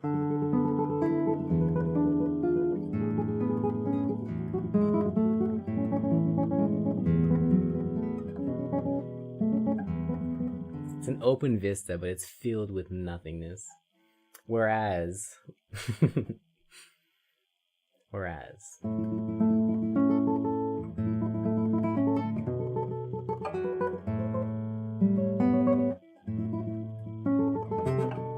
gosh.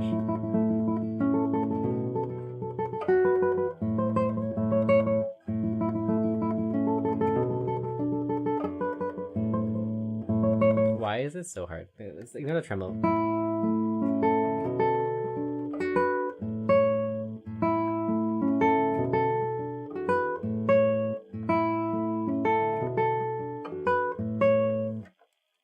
Can with pinpoint accuracy make you die a little inside, right? Like, isn't that truly what it's all about? Like, happiness is easy to come by, and it feels great, but the true measure is the inversion, right? Right?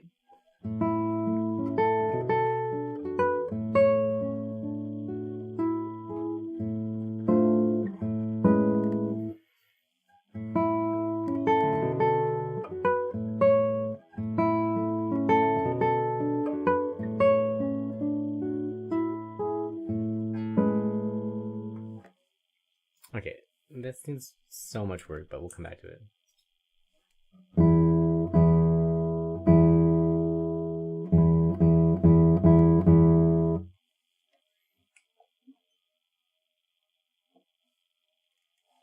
It's a measure of vulnerability for sure.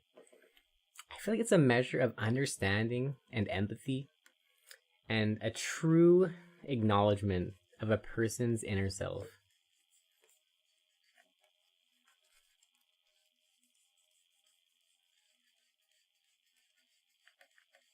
Bum, bum, bum, bum, bum.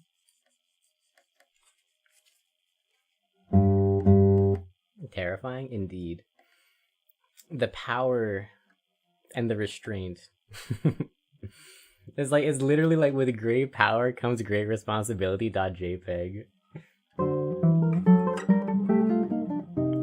I need to nerf myself by going for experiments that might or might not hit in order to not just like you know what I mean? You know, like that's what the experiments are for. It's to expand knowledge, but it's also to like kind of like tone the edge down on the L word.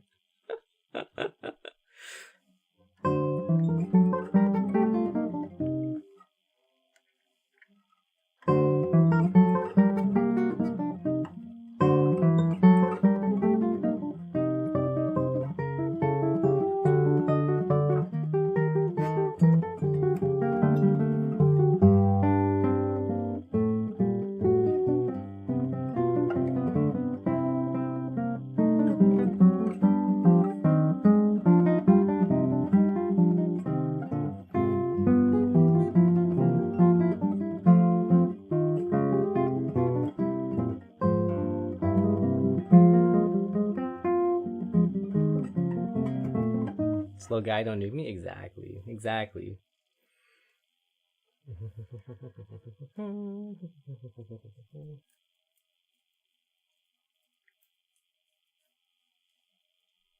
I remember hearing a really nice phrase that I think about a lot.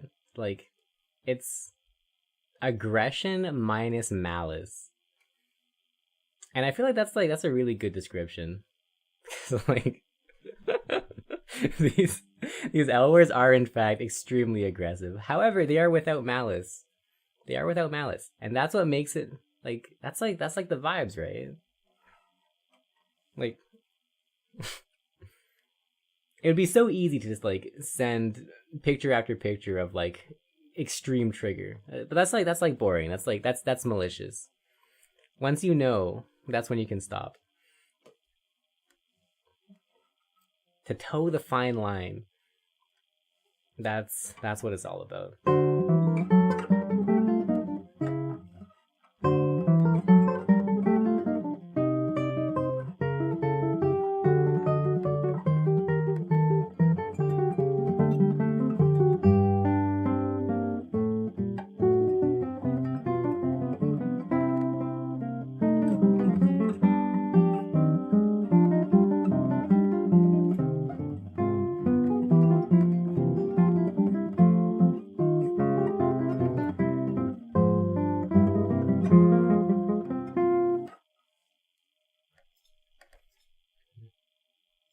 also a thing in comedy too. Like I feel like my favorite comedy is also like I forget what it is. It's like if the L word is like aggression minus malice, I feel like comedy is like offensive plus benign.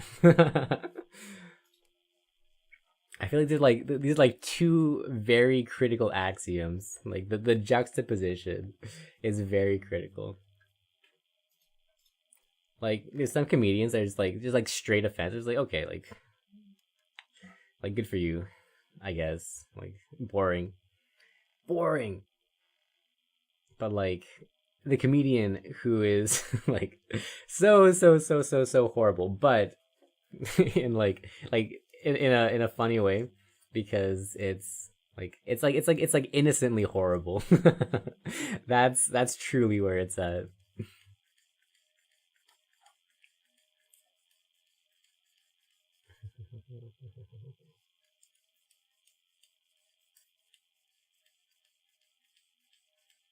Yeah, the Gianmarco, exactly, dude. It's so funny. It's so funny. Oh, battery failure. Let's go.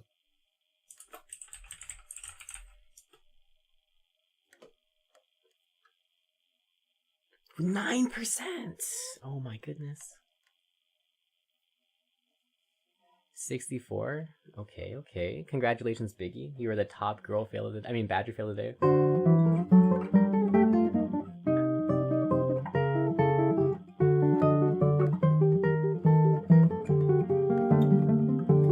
So battery boss, don't say those words to me.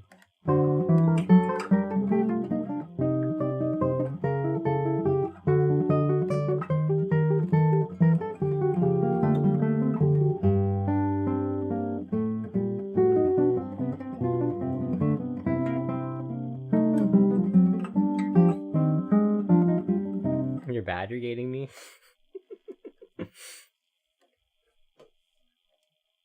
Don't try to badger light me into feeling bad about that. You know what you did. Okay, hey, we're back to the top of the pile. Nice. Took us 2 hours. Not too bad.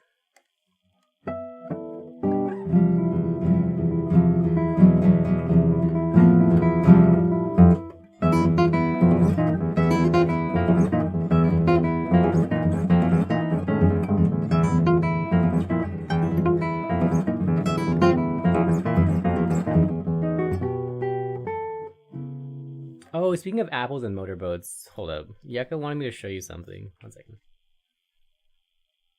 Yucca requested, humbly, that I show you the care package. Here you are. Rug not included. This is the care package from Yucca. She also included hot sauce, which was not shown because I left it on my counter. But yes, this is what Yucca wished you to see. That is all. What are the triangles? They're like little grippy things for rock climbing. You can like hang your fingers off of them. Basically, it's like a 14mm ledge that I can use to Pumice Stone. How dare you? That's pet rock. It's a pet rock, and I will not rub my feet on my friends or my pets. How dare you insinuate such degenerate behavior? It's not a pumice stone. It's a friend stone.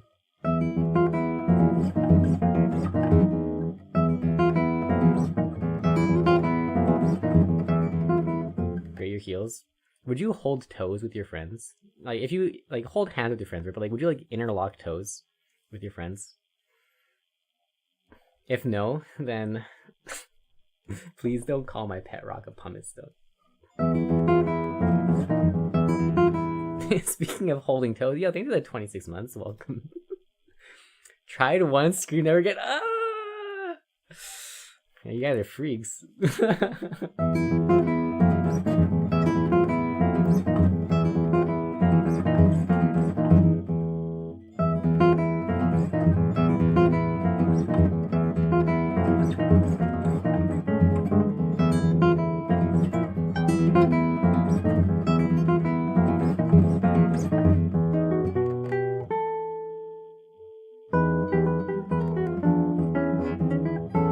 platonic toe linking. I don't know. I feel like that's somehow wilder than kissing the homies. That's like it's like a level even stronger than that.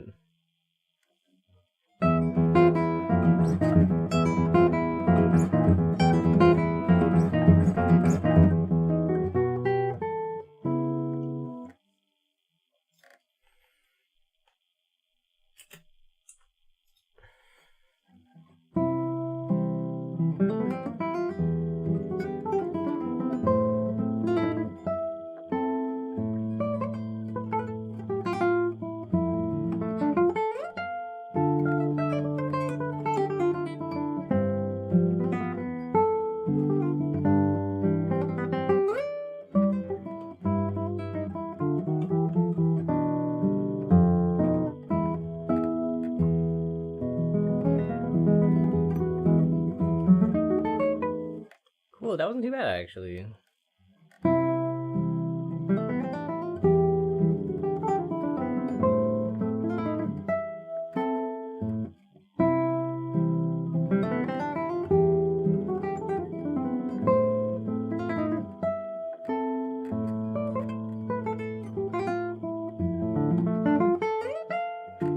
Oh, you at the interview stream earlier. Yeah, I legitimately just like crashed out for the entire day afterwards.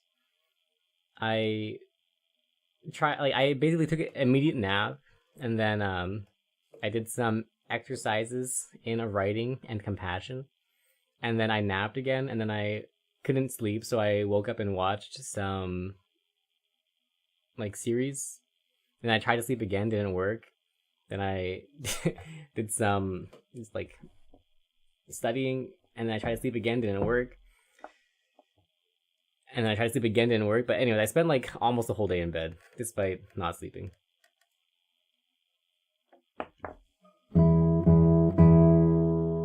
So I am rested-ish, and I do not want to go back to bed.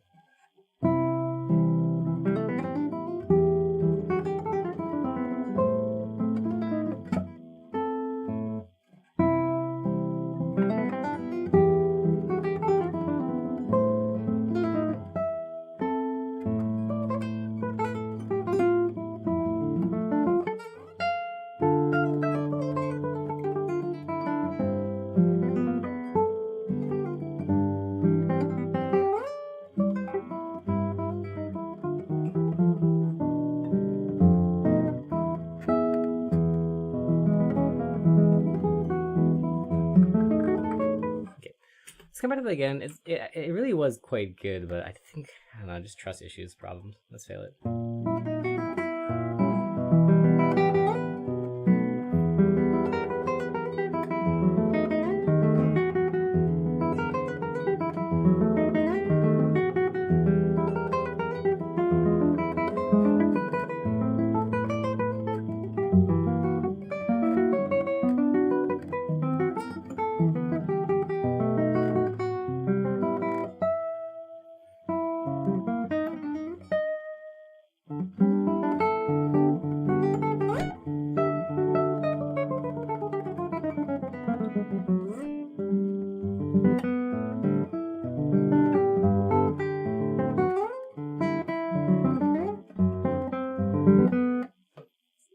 I'm glad you're here. Sad that sleep has eluded you, especially after all the effort to enter into Slumberland. Thank you, thank you, thank you.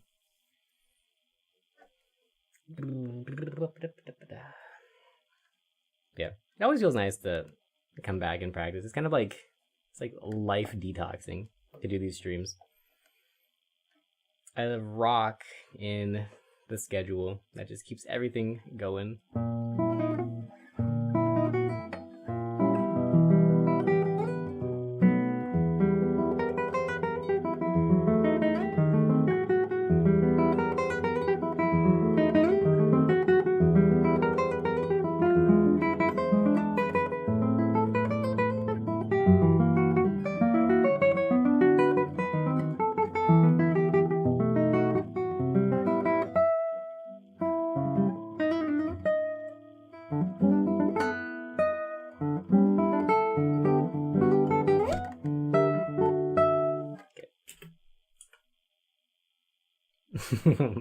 Wait, why did that show up so late?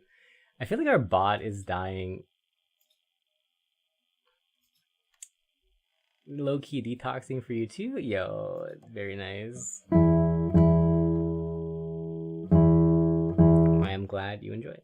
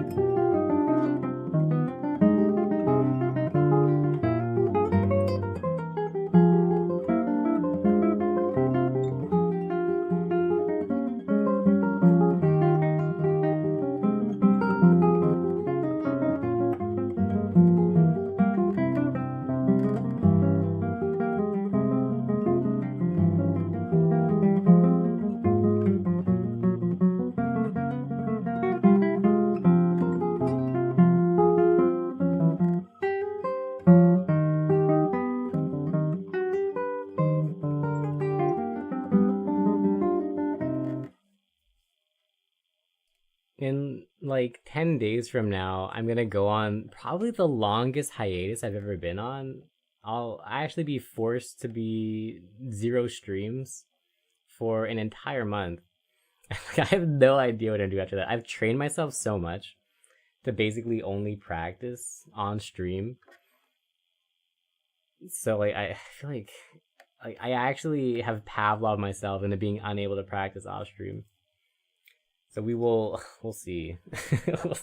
We'll see if I can get anything done at all for this entire month.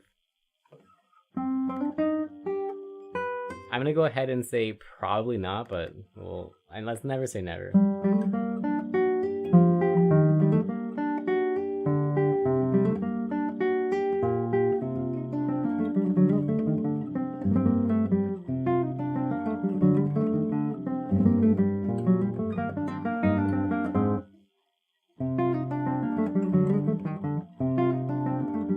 Have fun out there. I surely will not.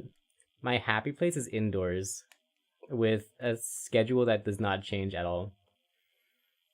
My most unhappy place is being outdoors and having to do things back to back to back to back to back with no rest in between. It's like it's so anti-fun. I can't even begin to start complaining. Let's bring that about. So I have a camping trip thing for a week, and then immediately after that I have a wedding to go to. Immediately after that I have like a 4-day funeral to go to, and then immediately after that I have a week-long festival to go to, followed by another week-long festival to go to, where I'll be performing and doing some lectures on neuroscience-y stuff. So it's horrendous. It's so busy. Ugh. And then we come back and we're free for like a couple weeks, and then I have a competition to go to.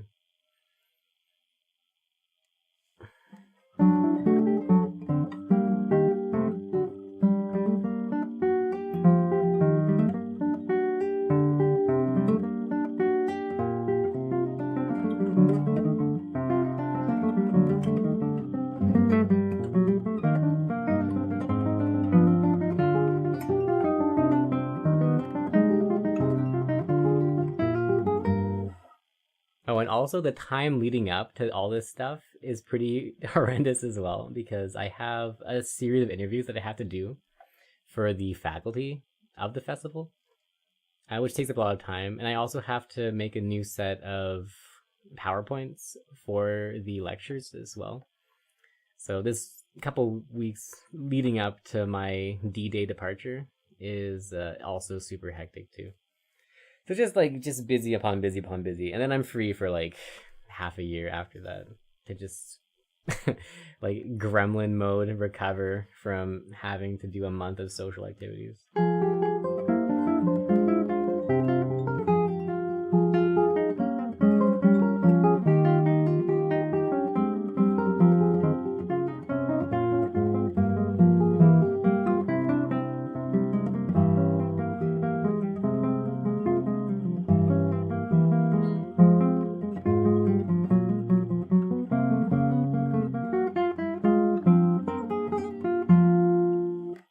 let's see, I think from the end of August until October, I should have nothing to do. So that'll be a nice little, like, that'll be my gremlin recovery phase.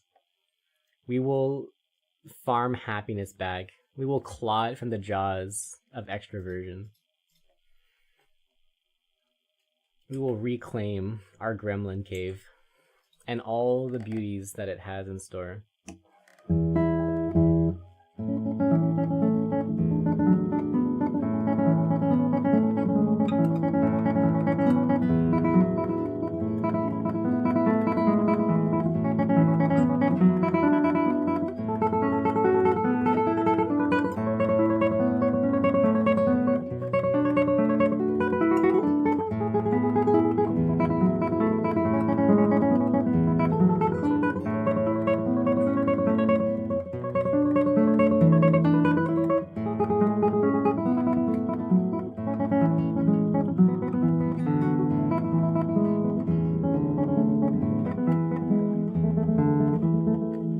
Sending Strained to become gremlin again? Thank you. Thank you. I appreciate that so much. It's a lot and long change. When this is a rock in your routine, what aspects might be available to support practice and self-care during activities, aka disruption? Yeah, I have no idea. I've never thought about it because I never had to deal with it.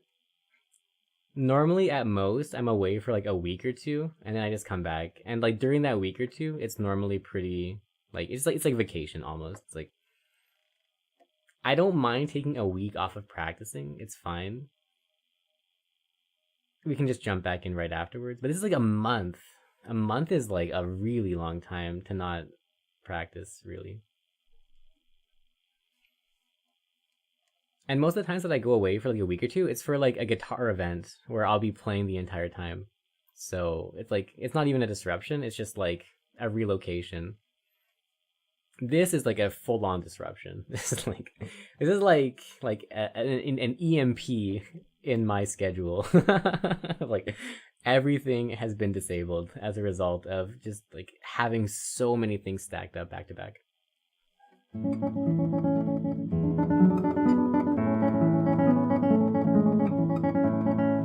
Normally if I'm planning things, I'll spread them out really far so I have time to recover.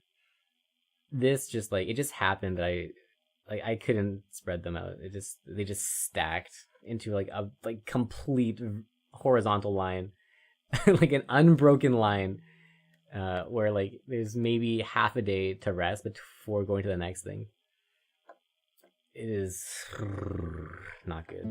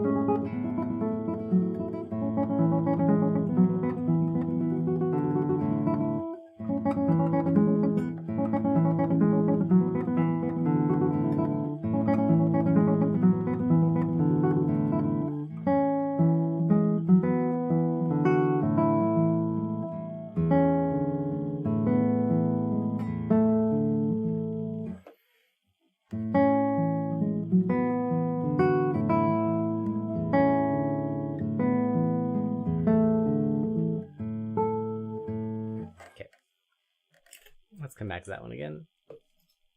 This one, good luck. By memory.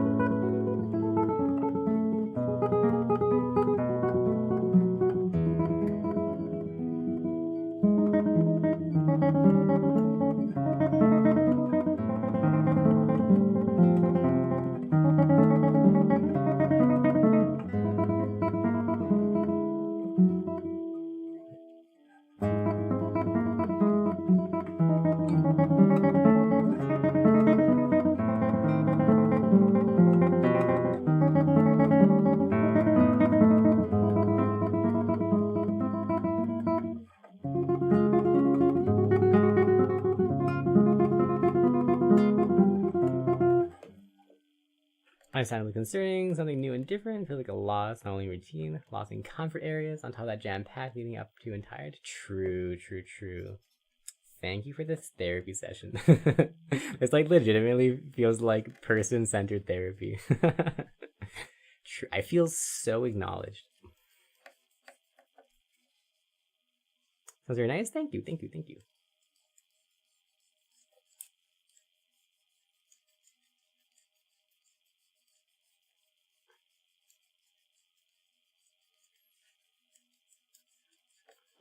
But I'm sure we'll get through it. We are a sturdy cactus. Hey, BG Edit, welcome in. Okay, we'll have that come back tomorrow. It wasn't too bad, but it needs a bit of work.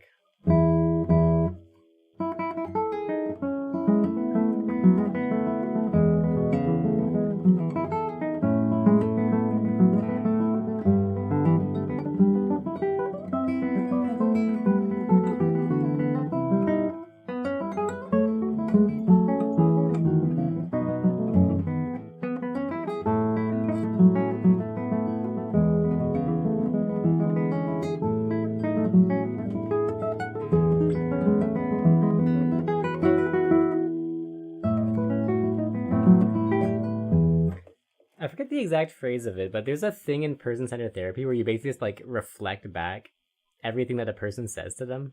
So like, if somebody says, let's say they're like stressed about blah blah blah, and like they're worried about blah blah blah, and then like they're feeling blah blah blah, you just kind of like you just package that and like you say the exact same thing back to them. And it's actually a really nice thing. It's actually really nice. If you do it too much, it's annoying. But like every once in a while, I feel like one of the strongest things you can do to like make somebody feel validated, I guess.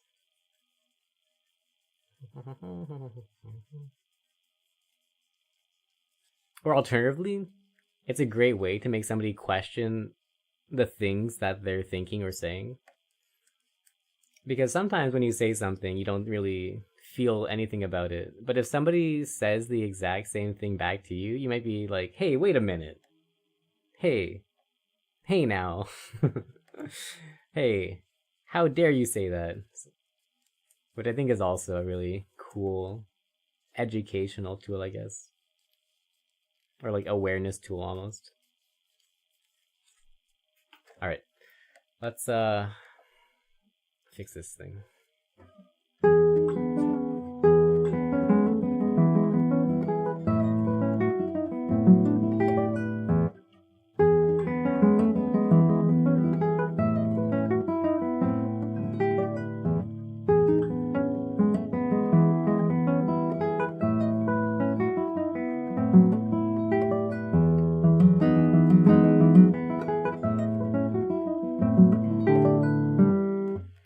Cool, okay.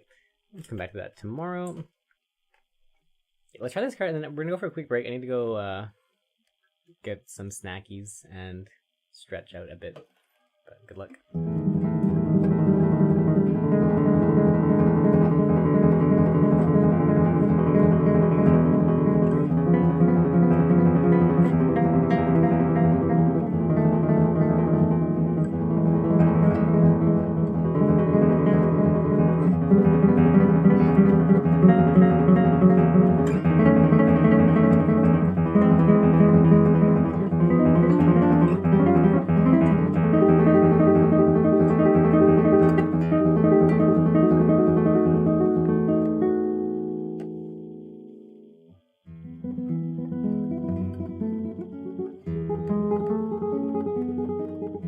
What's a snack? Probably some kind of tofu snacks. Like Colin's was for sure. You want to be speaking on neuroscience, asking yourself what it might be about. Ask what it may be about. Yeah, so it'll be about music. Well, it'll be like learning music, basically. So like certain things from neuroscience, that would be useful for learning music. So I'll basically be talking about. Well, this isn't really neuro. This is like more like cognitive science, I guess. But so I'll be talking about chunking a little bit, and then I'll be talking about blocked and spaced repetition, as well as interleaving practice, and maybe like a little mention on sleep and some principles on that and why that's useful for learning. But like mostly the topic will be on space practice, because I think space practice is like it's a weird thing that's like 100% of research is like effective whenever it's been done. But it's like really kind of lesser known, or at the very least, it's not adopted often. So I really want to spread that as a thing. Like, I think everybody should practice spaced repetition, and I think the difference between talented people, in hard air quotes, and not talented people, more or less boils down to how they practice. And I think that people who are more talented have naturally stumbled upon these principles of learning that are super important. Oh, also, I'll be talking about the topological action map, which is like my second favorite topic, which is basically just like muscle memory, but in nerd form. So yeah, that's like the general gist of it. But yeah, I think it's like super critical. I think everybody needs to know how to learn in this way, and I think anybody can be made into a talented person if you just teach them like a talented method of practicing, basically.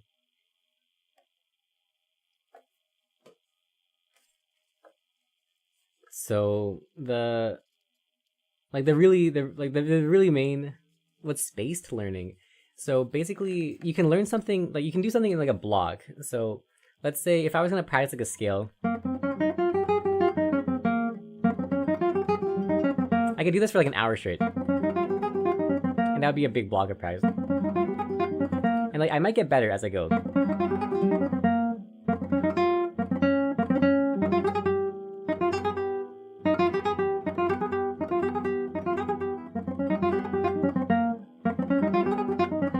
Like it gets a little bit better.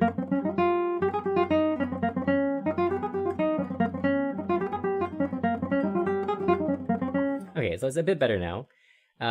But it's almost like I've wasted a lot of time doing that, because this kind of practice is not super effective. And now multiply that by like 10 or more, and let's say I just keep working on that for like an hour straight. Maybe let's make it even more realistic. Let's make like 10 minutes straight I work on that.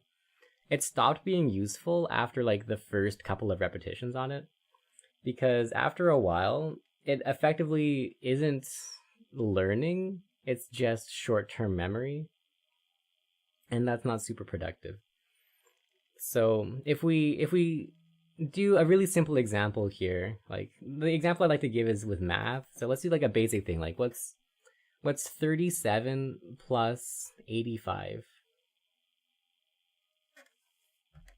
If you would humor me.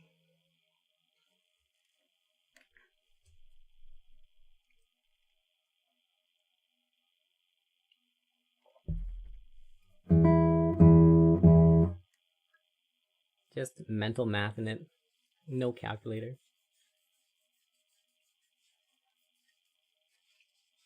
Might take a little bit of thinking, but it should be relatively doable. 122, yes, beautiful. So now if I were to ask you, what's 37 plus 85? Like now it's no longer newspaper. That's fine. But so I'm going to ask you like 10 more times. Like what's 37 plus 85? What's 37 plus 85? What's 37 plus 85? What's 85 plus 37? It's like it's nothing, right? So like your learning and your growth in like in this skill set of this calculation has already happened, and anything you do past this point is worthless. There is no benefit of 37 plus 85 anymore, and there will not be benefit of this calculation until you've forgotten, or until like you have to actually think about it in order to calculate that number again. Otherwise, it's just a matter of short-term memory. And your short-term memory is pretty robust. Like you can keep a lot of things in there for, like 10, 20 minutes or so. And until you forget the answer, it is no longer worth practicing it. There are other things you could practice. You could do like a whole nother set of number calculations, which I will make you do because tags. But like if I were to give you other sets of numbers, let's say like what is 83 plus 57, which are the same numbers in a different order, you actually have to think about it. Like, you actually have to calculate that. And that would be beneficial in improving your calculation skills. So in the same way, like if I go back to this scale again, like it's not useful anymore because I've already, like it's still in my short-term memory. I know what I have to do to make it clean. Like it's not useful for me to practice that. And it will not be useful to practice that for like the next 20 or 30 minutes. But what would be useful is doing like a whole different scale. Maybe like that is still useful. Because it's totally different, new fingerings, it's in threes.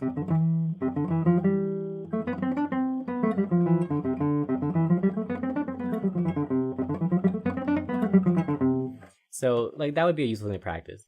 And then after a long time, we can go back to working on this scale. But it takes time to forget all the things. And so like the basic idea is that you only learn when you have to actively engage your brain in the learning process. Anything otherwise is a form of complacency. And if you don't have to think when you're doing something, it's not learning. It might be retrieval, which is also a useful thing to work on, but it's not learning anymore. It's just kind of like retrieving information that you already have and not improving on that information. And a lot of people do this because it's more comfortable, but it's not effective to improve yourself. It's how you learn your math class. Beautiful. Yeah. So, for example, like if you were doing, let's say, like some kind of math that required a lot of different formulas, it wouldn't be useful to do the same kinds of calculations over and over and over again. Like, it wouldn't be useful to do like 30 sets of problems where you have to use sine, followed by 30 things where you have to use cosine, followed by, like 30 things where you have to use logarithm, or 30 things where you have to use exponents, or 30 things where you have to use tangent. Like, that's not useful. What is useful, though, is completely randomizing your problems and not knowing what formula you have to use. Even better than that is like kind of doing that randomization and then like leaving it for like 30 minutes and then coming back and doing the next set of problems and then leaving it and then coming back and then leaving it and so on. Because that lets you really stress test the system. It's really critically important that you know how to retrieve information with zero context out of nowhere. If you ever want to perform with zero context out of nowhere in a test, for example, or in a performance, for example. So that's basically that's like the premise of spaced learning. One final thing that's really critical is that if you, this is kind of like an extension of complacency. If you get used to making a mistake and then looking at the correction and then fixing it afterwards, then you're training yourself how to not do it properly. You're training yourself how to make a mistake and then fix the problem and then do it correctly. Whereas what you really should be training for is to get it right on the first try and to know that it's right on the first try. Right? That's really critically important for anything that you have to be tested on, right? Okay, let's say for example, you were taking a multiple choice quiz and you took the whole quiz and you got, let's say 70% on it. And then you see the answers in real time of what you could have gotten. And then you take the quiz again, you'll probably get 100%. But does that mean you actually have 100% knowledge? No, it really just means your short-term memory was loaded up and you know the answers now. But if you were to wait 1 day and then they randomize the questions, then you would probably get maybe 75% or something, you would not get nearly as good of a grade as you would if you took the test back to back. Because doing something back to back is a ridiculous premise. There's no that never happens, and that will I think it harms you to evaluate yourself based off of the second test. So if you got 70% the first time and 99 the second time, don't think that you know 99%. Think that you know 70%. Because 70% is way, way, way, way, way more likely what your next test will be. Like cramming is effective? Kind of. Like asterisk.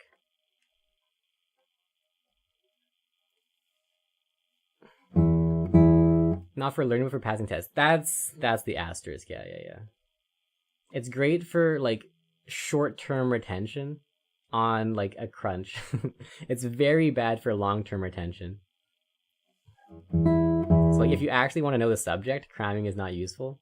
If you want to like skis your way past a test, cramming is more effective than spaced practice. Asterisk kind of. But like you can cram spaced practice too. So like let's give another example. Let's say you need to like cram this math formula stuff. And let's say like you crammed like 10 in a row of each different problem. That is also cramming, but what would be way more useful is doing like 1 in a row of 10 different problems and then cycling that until you've done 10 of each. So the same amount of time spent, the same amount of problems done, but this is more effective because this is more or less how your brain functions. Your brain doesn't really learn well when you stack things vertically, but it learns really well when you spread things out horizontally, because the time in between, or like the space in between doing things, is really, really, really critical. Like, I can talk about all the like the chemical changes and physical changes that happen in your brain when you learn stuff, but they all take time, basically. Like, in a nutshell, I won't bore you, but they take time, and you cannot overload stimulus within that time and have any. It's like, think of it like building muscle or something like that. You can't work out every single day and expect results. They won't happen. You also can't work out for like an hour straight on the same muscle and expect results. That's worthless. So what's really important is learning, and then spacing, and then learning, and then spacing, and then learning. And the bigger the space, the better. Marinating? Bless. But yeah, it's like, in a nutshell, that's what I'm going to be talking about.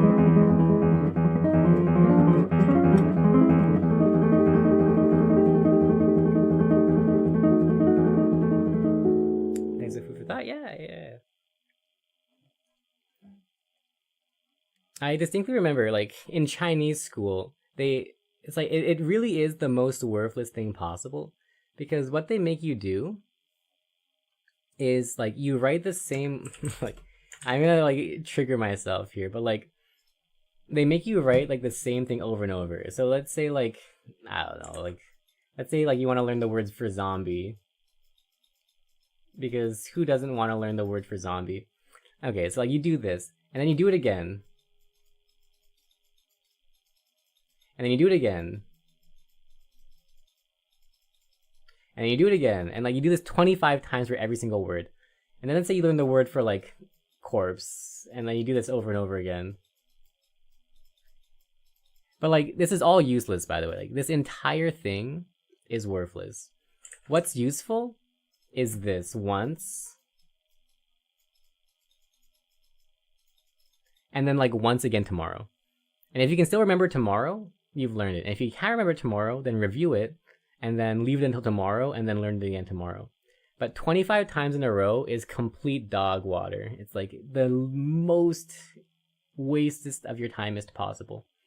Like learn it once, and then like leave for it. And then like let's check the next word. Let's say you want to learn like, I don't know, man, like crematorium or something like that. I don't know why I'm so corpsey today. Let's say you want to learn like crematorium. Okay, so you get your crematorium and your oven, and then oh no, I forgot my oven word. Oh wait, no, I remember. Oh yeah, that's my oven word. Okay, And then like I struggled. Like I actually not a bit. I actually almost forgot that. Um, and so as a result, though, like I learned it better. And if I do this again, it's not useful. Like if I write the same thing again, it's no longer useful. Like this is no longer useful. Yo, you use Anki too? Let's go. Let's go. That's right. Anki is in fact like the gold standard of spaced repetition. Yeah, so like I remember when I was in Chinese school, I spent like hours writing out these characters, and then I did not learn them any better than if I had just written them all once. Right? Like there is no difference between doing something one time and doing something 25 times. Because only when you're challenging yourself on the one does it matter.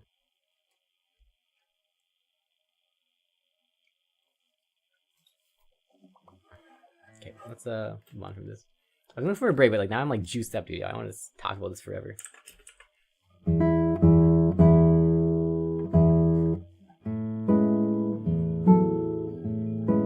My proudest moment ever in school was when I got a group of my friends to use my Anki cards for a test, and like all of their averages went up by like 20%, and I was like, I was so happy. And like that's not even a good use of Anki either. Like the best use of Anki is making your own cards for something, because then it has all of your own context cues.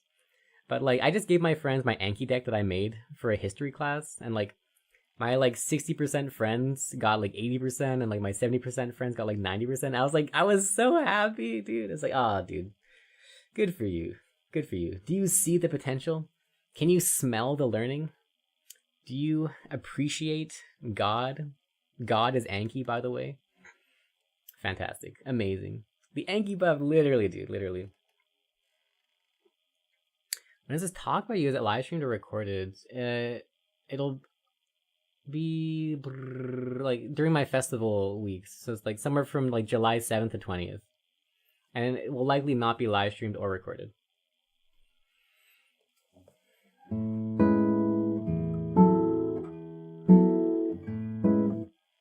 Like straight up, like I used to study super hard and get like whatever, like Asian acceptable results.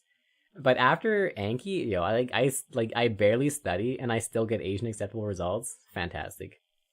Recorded just for us? Oh, maybe. I have an old lecture recorded. I've changed a lot since last year, but I do have the last year's lecture recorded. I forget who I gave it to, but I did give it to somebody. Let me see if I can find it. But likely, like, before I leave, I'll probably do a template or like a test run of my lecture. So you guys can look forward to it then. Like probably in like 10 days or so, I'll do a demo lecture, and then I'm gonna be gone forever after that.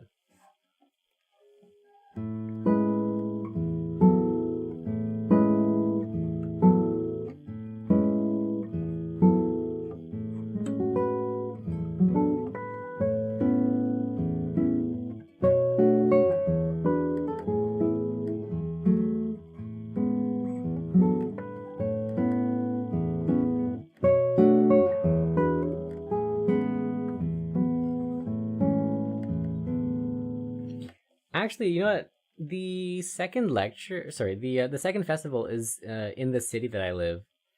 So maybe I can bring some gear over for that and record it. Maybe. We'll see. If I can, I'll do it. Otherwise, I'll definitely give you guys a demo lecture before that, because I do want to like run the thing, iron out anything in a live setting, get also timestamps for how long things will take. So fear not, FOMO not. You too will also get the experience. That's pretty good. Let's pass.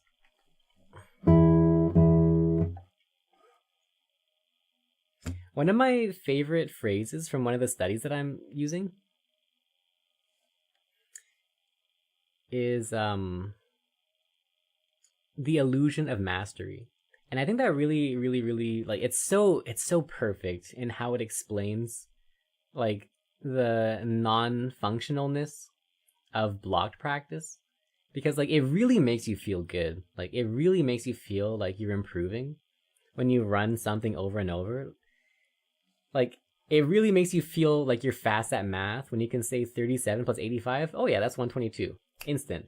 Didn't even have to think about it. But the problem is that you didn't even have to think about it. And therefore you necessarily are not learning anything. So in the same way that like if I were to play whatever passage that I just played again, it would be perfect. Like there would, I no doubt in my mind, I would play like anything I play twice will be perfect the second time. But that's not useful because I don't get to play things twice in a real setting. And so like the illusion is that like when you sit there and you practice and you practice and you practice, you get better every single time. But then when you take a break and you come back, you're down here again. You do not begin like when you take a break, you don't end up at the place that you ended. You end up at the place you began, basically. Plus like a little bit of improvement. And that's really important to know. Because most people will practice and they'll practice and they'll practice and they'll be like so good. And then the next day comes and they're bad again. Or the concert comes and like they tank it. Really tragic. And it's frustrating because like you worked really hard. You practiced for like 30 minutes straight on the same passage and it's like amazing. It's perfect. So why is it back to here again?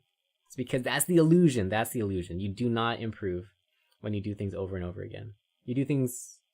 you improve when you do things like over a long duration of time, where you can like genuinely build long-term memory connections and like build those like actual neuroplastic changes in your brain.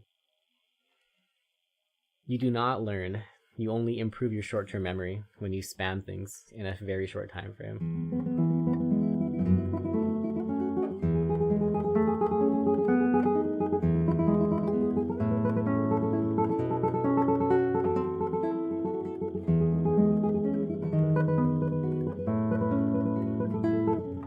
Oh, I'm being baited. Okay, let me go show you my slides really quickly. There's a really cool thing that I need to show because it's a beautiful thing.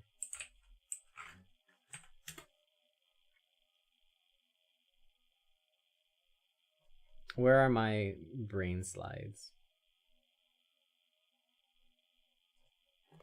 You love slides, me too.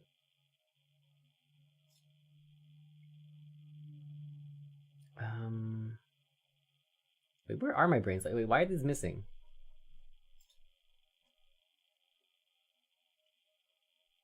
Excuse me. Okay, I think I need to go put them on to Google or something like that. That's better. Okay. Is this it? Yeah. Okay. Here's really important. Okay, so like this is basically a study on space repetition. And so during the practice for space practice, okay, let's look at the blocked practice, like repeating like a bajillion times in a row. Basically, your brain activation is really low when you're doing blocked practice, because obviously like you're not even thinking when you're practicing, right? Downside is that when you perform, your brain activation is really high because you haven't actually learned it and you have to like stress and struggle. On the flip side though, on blocked practice, on space practice, your practice sessions are really difficult. Brain activation, giga high. Plus side, when you go to perform it, because you've actually learned it well and much more deeply, your brain activation while performing the task is way lower, which is good. Like you do genuinely want to think less and have lower activation. So this is like, again, the illusion, right? Like the illusion, when you do blocked practice, it feels nice because you're not stressing your brain out so much.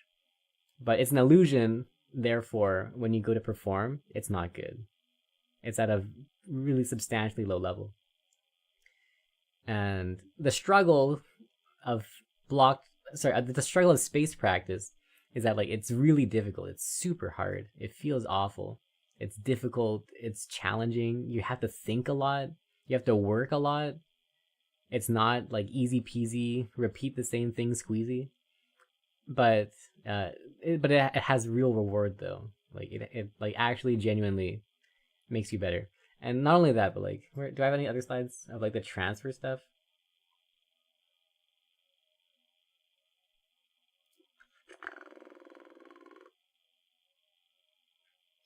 You're right, but yeah, like there's like a lot of transfer mechanics that work well, which is what you want. You want to be able to extrapolate what you're practicing into real situations. So, like your ability to transfer your skills is critical, and like with blocked practice, you don't transfer skills. With space practice, you do transfer your skills, and the same is true for like everything basically. Like it's true in the surgery thing, where like the transfer proficiency of their skills was not nearly comparable to the space practice group, and so on and so forth. Yeah. Anyways, we love space practice. We love randomized practice. We love randomized space repetition.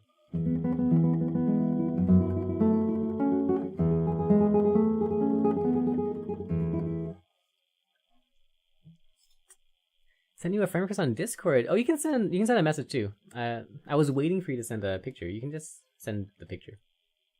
Thanks for sharing. Yeah. Thanks for listening. Thank you for engaging in my special interest topic. A rat nibbling on the dongos.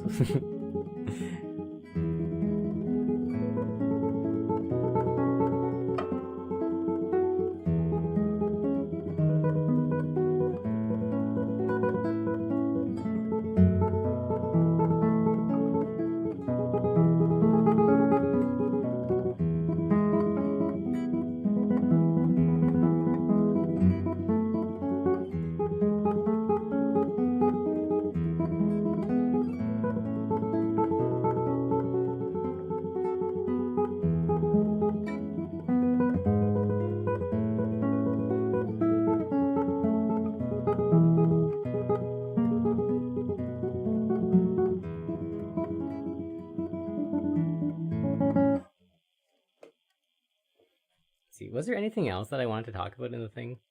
Because like I'm reformatting it to make it different. Did I miss anything?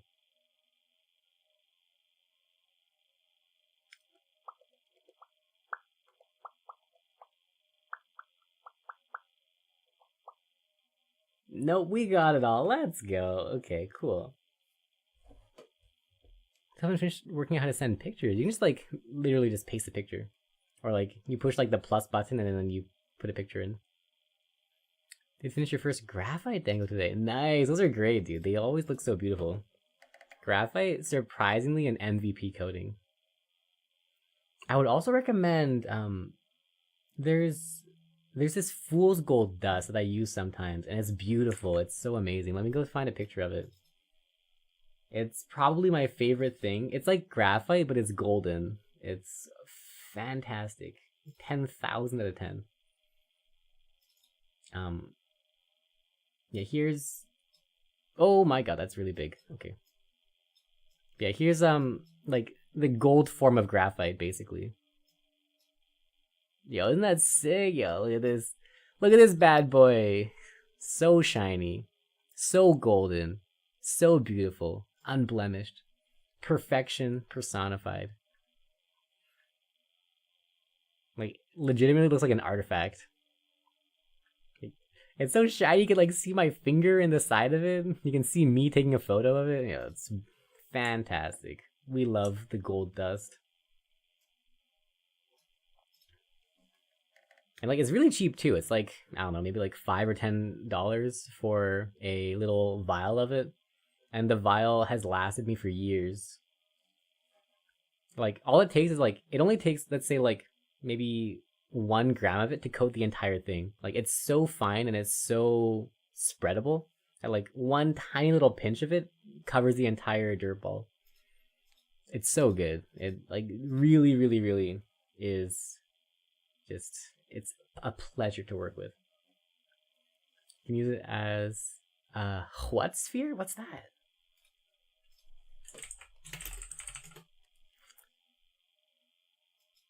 Oh, very nice. Oh, that's good. Yo, if I could ever make a dirt ball that looks like that, I would be the happiest. We'll shop. Yes, yes. I think it's like arts and crafts gold dust or something like that. Gold glitter powder.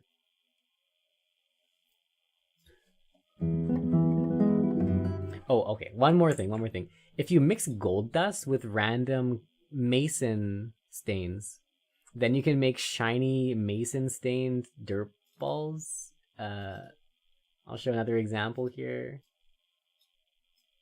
So this is with zirconium.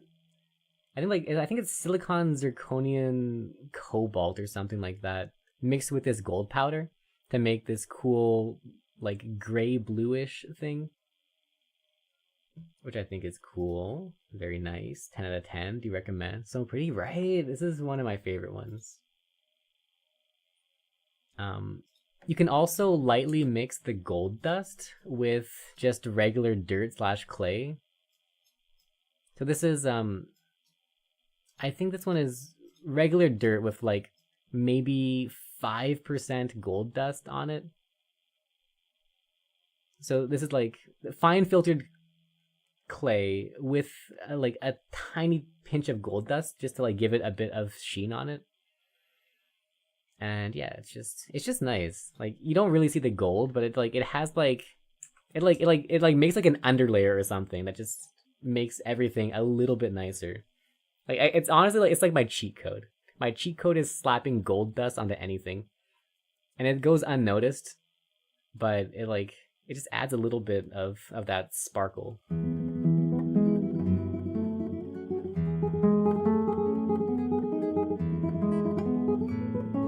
It's pretty cool. Thank you.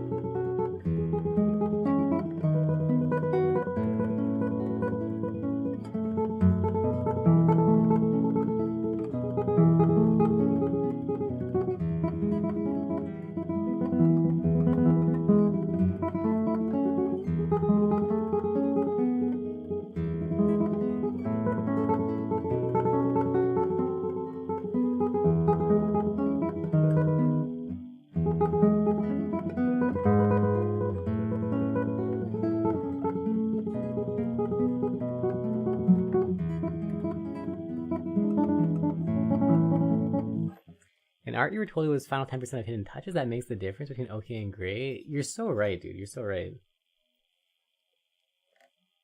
I feel like I totally felt that when I was watching your commission stuff. Like it looked pretty good. Like it looked like decent. And then like when you got like all the shading in, like the sparkles in, and all the little designs, like whoa, that like actually made it go from like okay, like this is like art to like whoa, this is like art. Iridescent, indeed, indeed.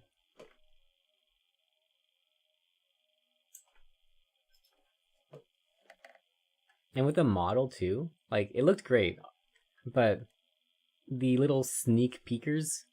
That's how I saw. Sorry.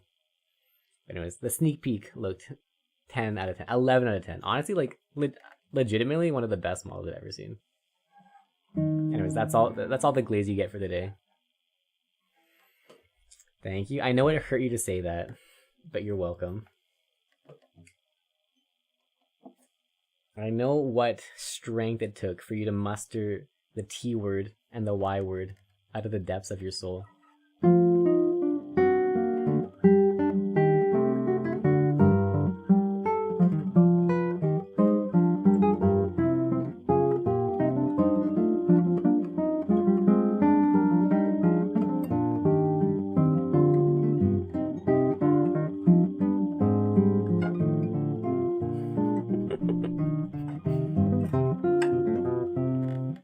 Ab muscles fully activated and clenched to get the words out.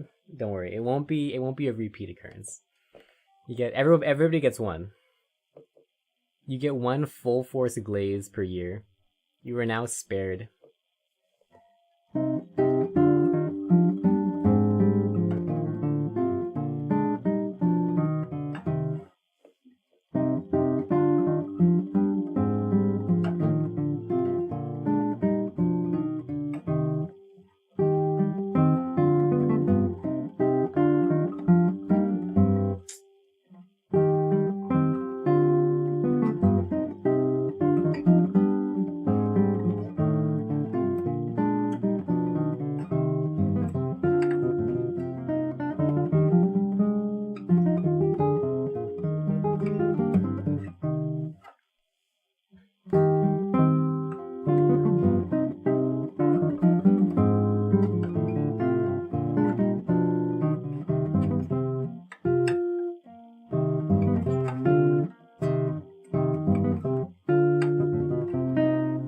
That's like extremely bad. What the heck?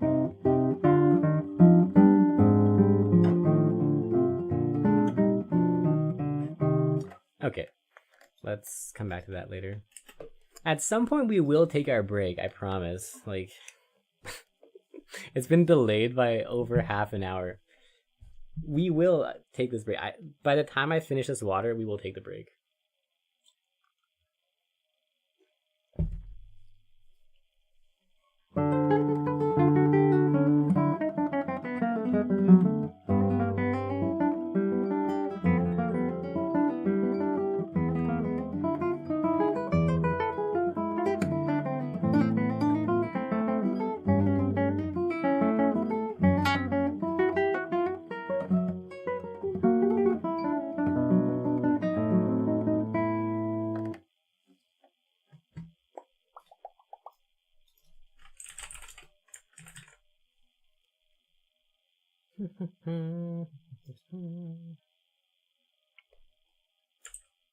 Speaking of iridescent, I learned a cool word the other day.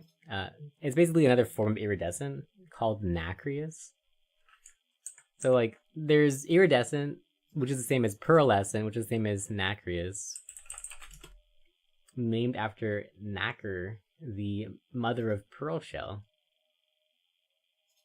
So, like, this effect is nacreous. So, like, this iridescent effect.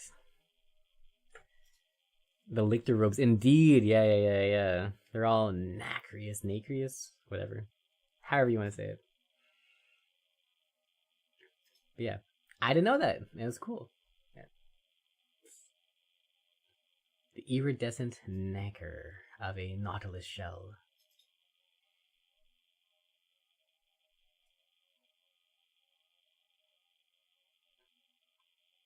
Yeah, cool word. Very cool word.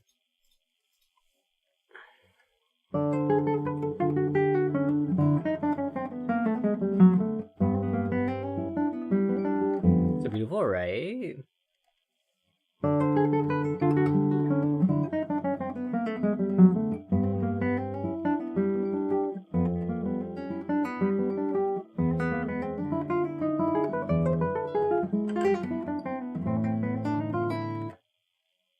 I have a couple mother of pearl shells, but they're just like slightly out of reach, and I'm not wearing enough pants to go grab them while camera's on. So tragic. Alas, you will not be able to see the live mother of pearl. No nacreous shells for you.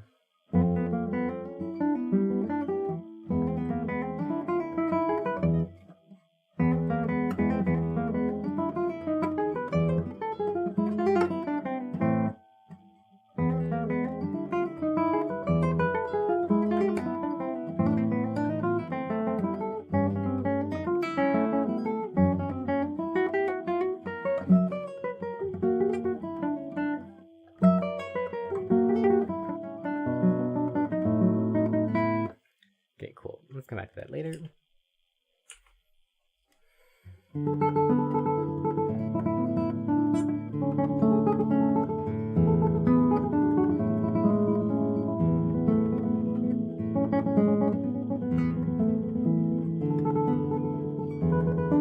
Oh, a Maractus. Okay.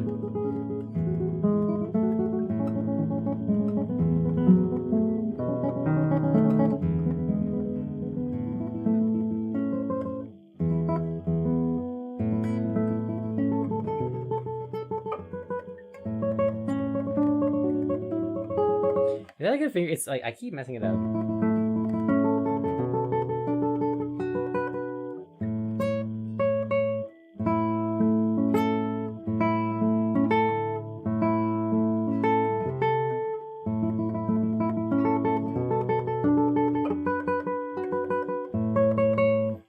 I'm gonna err on the side of it. It is a good fingering, and I'm just skilled. Oh, we should catch this.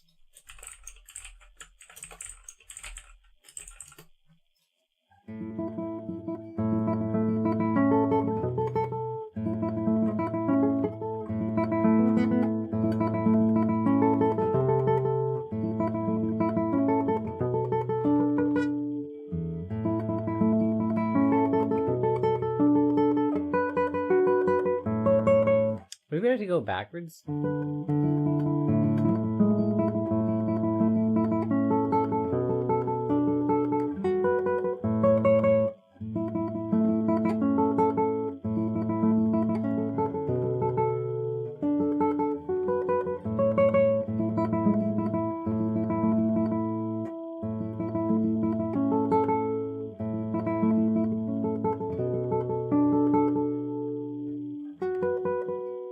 Could I hold that?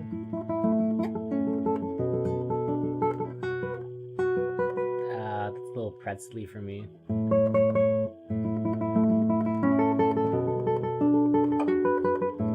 No, that's a nice fingering. Let's not double guess ourselves. It's a good fingering.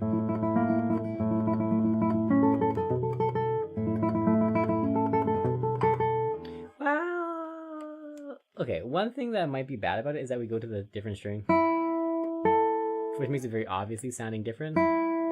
Which that sounds pretty similar. And I don't like the sound of this. I like the sound of this. It's just a little bit cleaner, less ringy.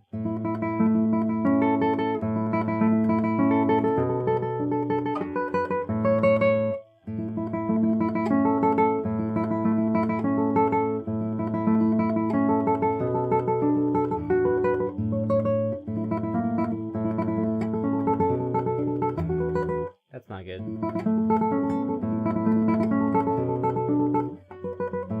It's not good either.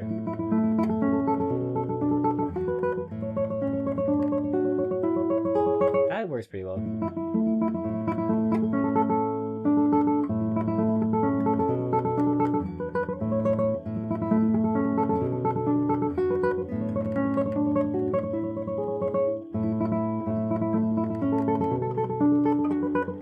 No, that is just better. It's always better. Okay, cool. Anyways, I'm gonna go for a quick break and then we'll come back to that, and I will see you guys in just a few minutes. Catch you guys soon. Peace.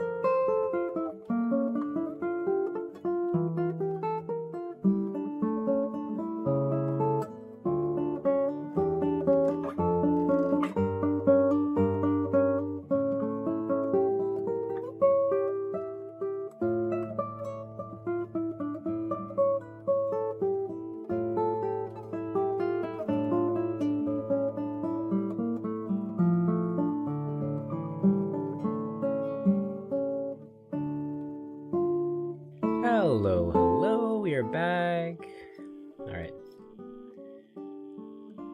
Popping in to thank you for the Dorodongo videos. Super helpful in real time. Best knowing videos for working with wilderness issues. Yo, let's go. I'm glad you find it useful. Yeah, it's like the exact kind of thing that I wanted when I was first learning how to make the things. Because all these videos, well, like when I was learning, there was like almost no videos out there. But the ones that were out there were just like little isolated segments of each different step. And there was never like a full front to back dirt ball making video. And nowadays, with the addition of the jar method or the egg cup method, really, like, a lot of videos, like, they skip all the, like, the fundamentals of making dirt balls, which I think is a shame. They just go for the finished fast result. Hey, Alexis, welcome in. Welcome back. Thank you, thank you.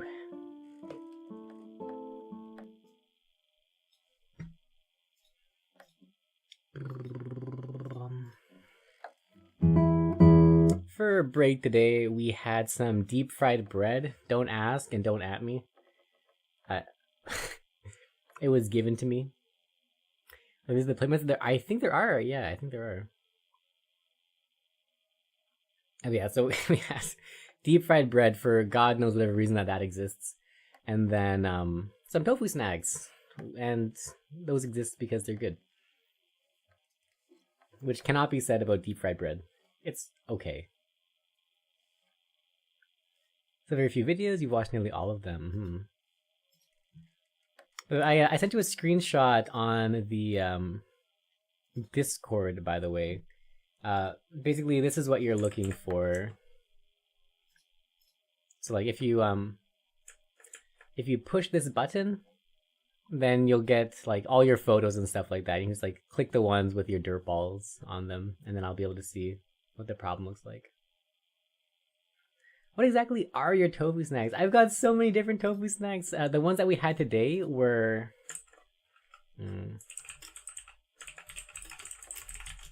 Let's see. Okay, this is what I had for tofu snacks today. It's basically like puffy tofu with garlic, salt, and chili peppers. Another common tofu snack I have is, there's no...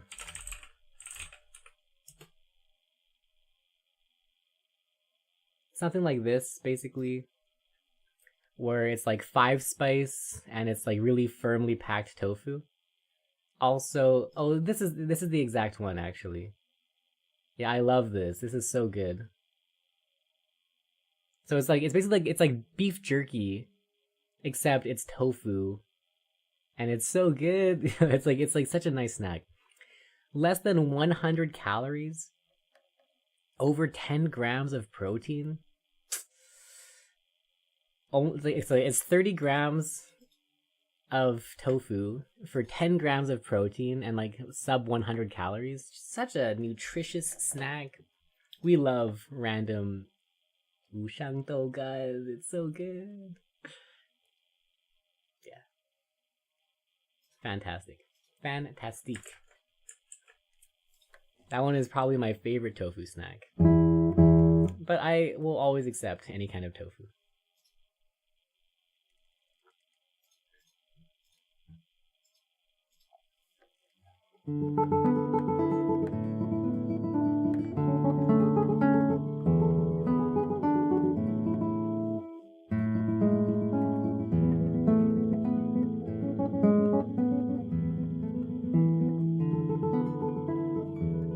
Where's one acquire such a snack? I have no idea. I get them from my Chinese market. They have like a literal entire tofu snack section. They've got wet tofu snacks, dry tofu snacks, jerky tofu snacks, all sorts. Yeah. So if you have an Asian market near you, you might be able to find tofu snacks. Wet tofu snacks? Yeah, I don't like those so much. It's basically like, it's like oil preserved tofu snacks. So they come in like a vacuum sealed baggie and they're drenched in oil. and they're normally flavored with like peppercorn, I guess.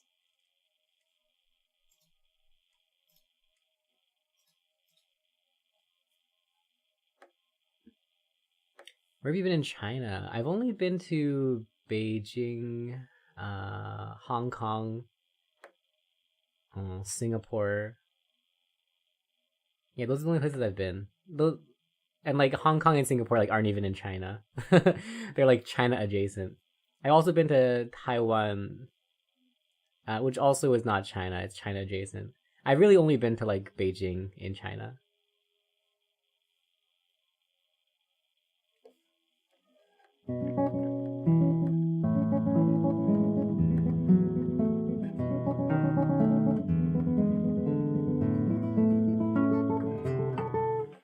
Been to Shanghai, Hong Kong, Singapore, and Taiwan. Nice, nice, nice.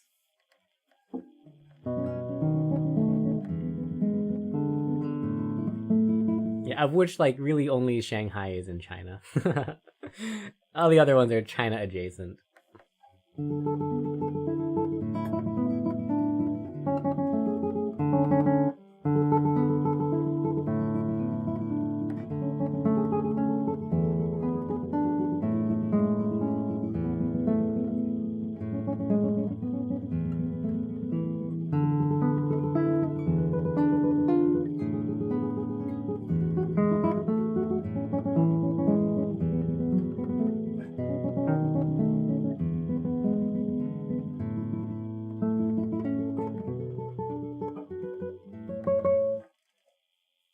I'm surprised to hear you say them. Yeah, it was my like not mistake, but like I feel like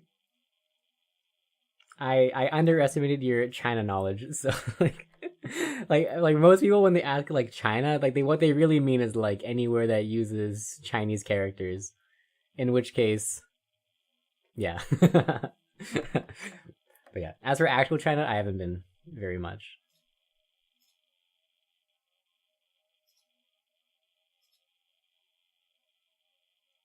Tokyo, most of South Korea, Philippines, if you're counting that. True.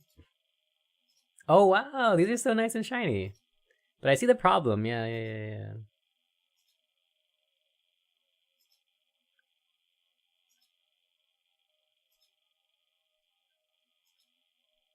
I think your Dorodongos look fantastic. Really, really good. Or let me. But it's actually currently in China. Yeah, basically. Oh, okay, real question. Do people in Korea still use Hanja? Or like do you only use the Korean script nowadays? Add the graphite one too, bless. Okay, so looking at this one, honestly, it just looks unlucky. It just looks like you chipped off this part of it. Um, I'm not sure how it got chipped off, but it's pretty unfortunate. But one more critical issue, I think, is I think I see like some unevenness on the ball. Which wait, do I hold up? Okay, this one's pretty like there's some like clear unevenness on it, and for me, whenever that happens, it's because the clay kind of like clumped up, um, and like didn't smooth out properly.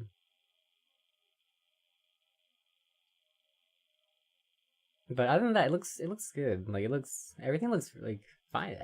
I see no issues with anything. Like unlucky, honestly unlucky. But yeah, it looks like you got a good handle of everything, so it looks good.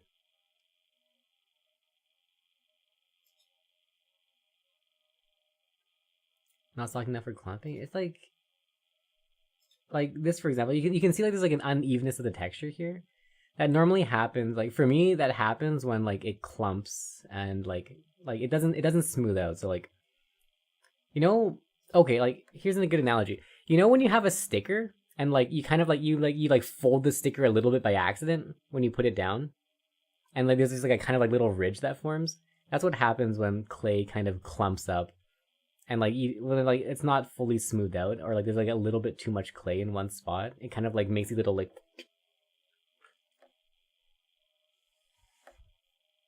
expanded, broke off. Also possible. They were perfect. Okay, and then like after drying, they got these weird little things falling off. Interesting. You have to learn Hanja for school. Oh, okay. Still used here and there, but most people know the basic ones. Cool. I never realized how close Hanja was to the Chinese idioms until I read this Korean novel where the translator would put the Chinese in brackets for any of the Hanja phrases.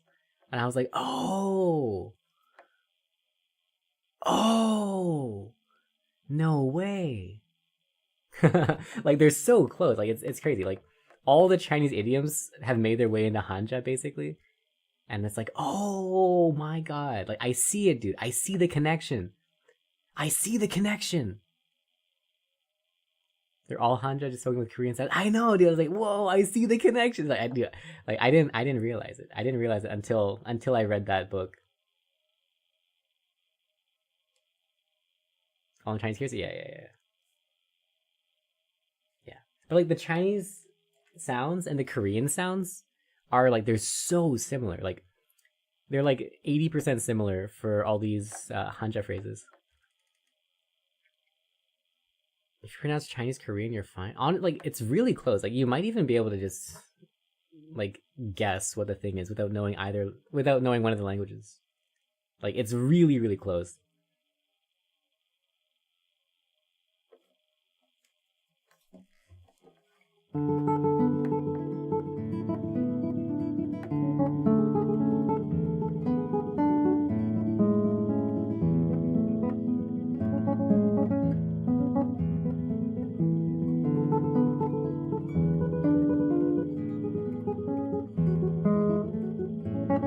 In contrast, when I tried learning Japanese for a little bit, it's miserable. It's so miserable. I can pronounce all the Japanese words. I can pronounce all the Chinese words, but I have no idea how to pronounce the Chinese words in Japanese. And like they're 90% unrelated at all to the Chinese. Whereas the Korean is like really, really, really close. Dude, we love Boss Babe King Sejong. So good. Like I like forever and ever will simp for the Korean writing system. It is perhaps the best writing system in the entire world. Like no cap, no exaggeration. Korea has the best writing system ever. It's just so like deliberate. Yeah. Deliberate is the good word. And it's very easy to learn. Like it's just good. It's a good writing system. You can learn it in like a day.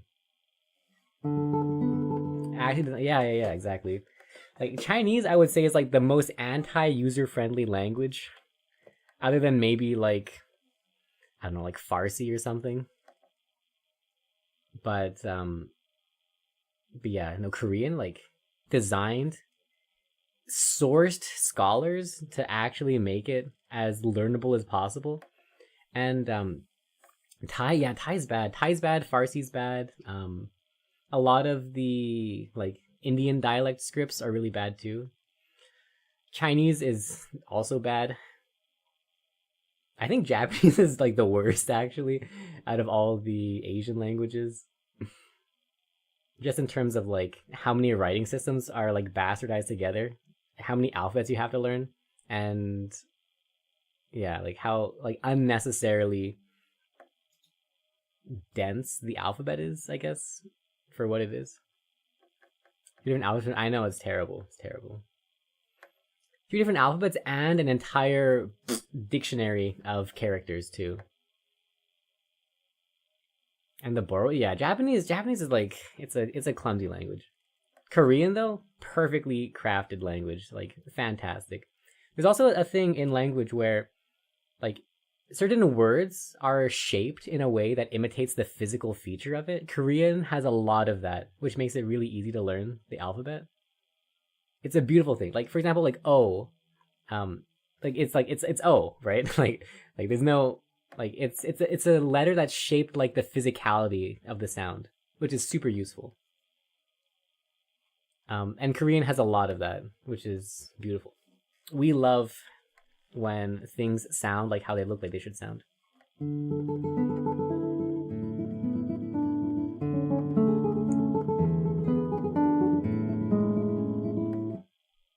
What is this?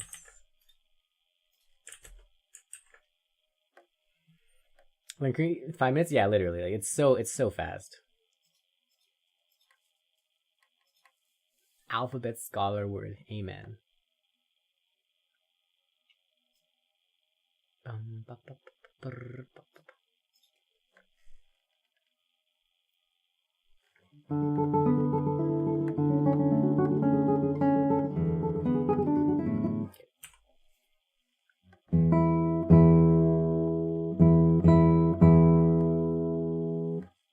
need to quickly polish this.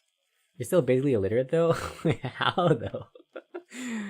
Wait, how did you survive in Korea as not being able to read? Like, wouldn't you like pick it up by osmosis just by default? More confident in Japanese than Korean, really? That's interesting. When you speak Japanese too? Or it's like, is your Japanese bad, but like your Korean's worse?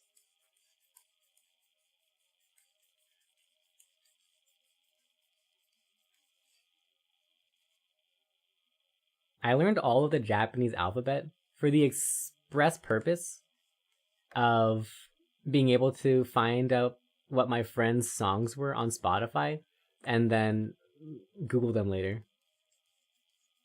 Beer, biru, indeed. Busan dialect is hell, it messed you up so bad. Fair. It's like you were given dyslexia as a joke just because language trolled. You're speaking in Japanese as a word, but your reading and writing is stronger. Oh, interesting. Huh, cool.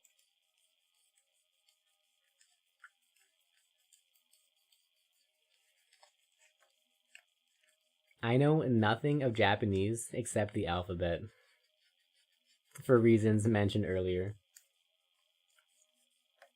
That being said, I can probably read most Japanese just because I can read the Chinese of it and make guesses of the meaning of a sentence. They're not good translations, but like they're adequate for figuring out like the gist of what's going on. The less kanji there is in a sentence, like the worse the sentence is. Korean fluent so long as you don't have to read. That's cool. I respect the multilingualism.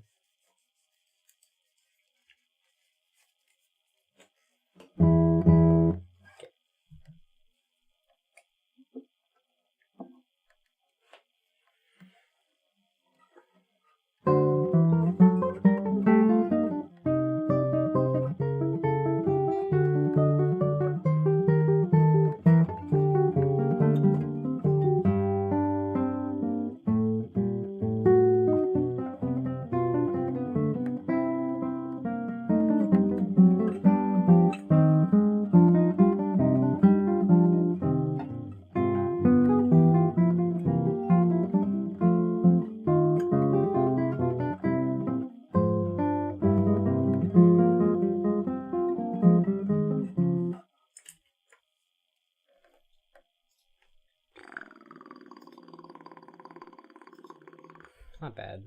Okay, let's pass it. Hey, we're through the pile of cards again. Demon likes toes, cannot write, and is in the end marrying the son of her doctor. It sounds like approximately the right lore summary.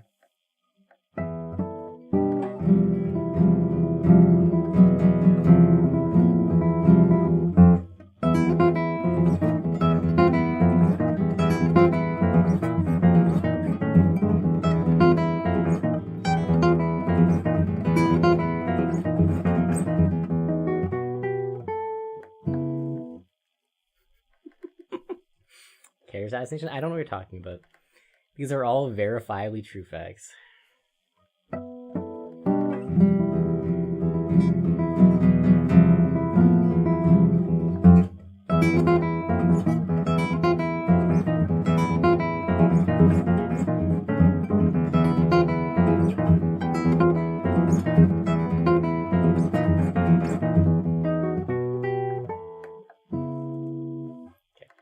I think it's a bit of work, but it'll be tomorrow's problem.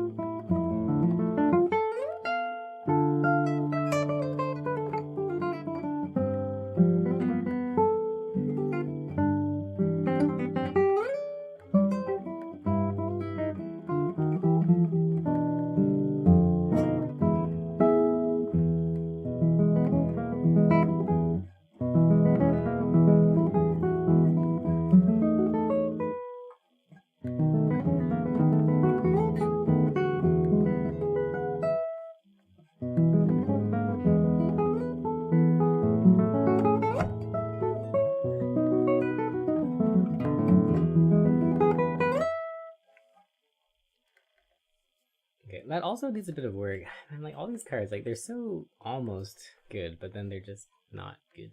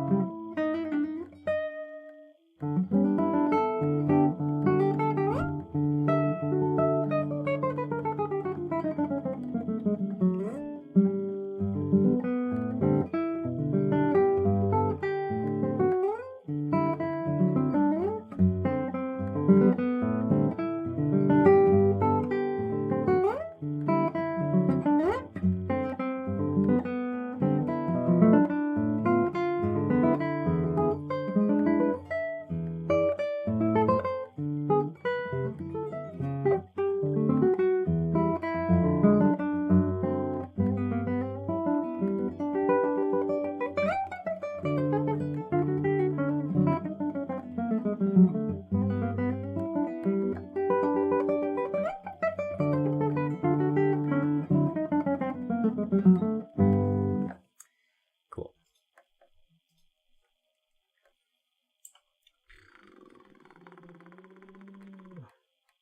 In my folly, I turned my like spicy lamp on, and I also put on pants because it was cold in my room after going for a break. It is now no longer cold, and I regret everything. It's like it's so sweaty now. I should have known. I should have known it was a false sense of security.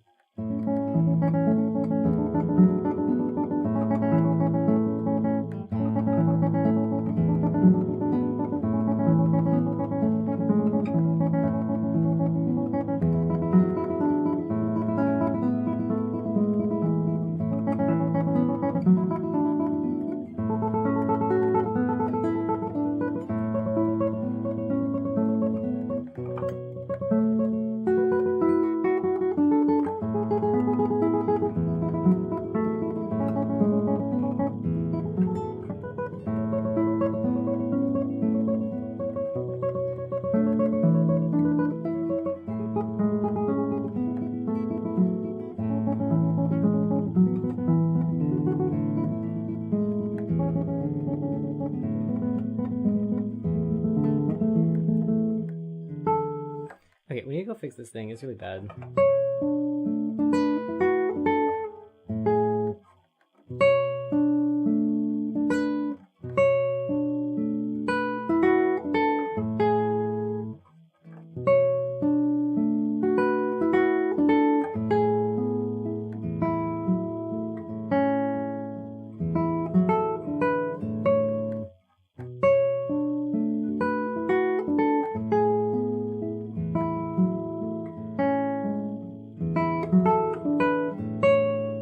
Okay, let's come back to that later. Oh, fun card.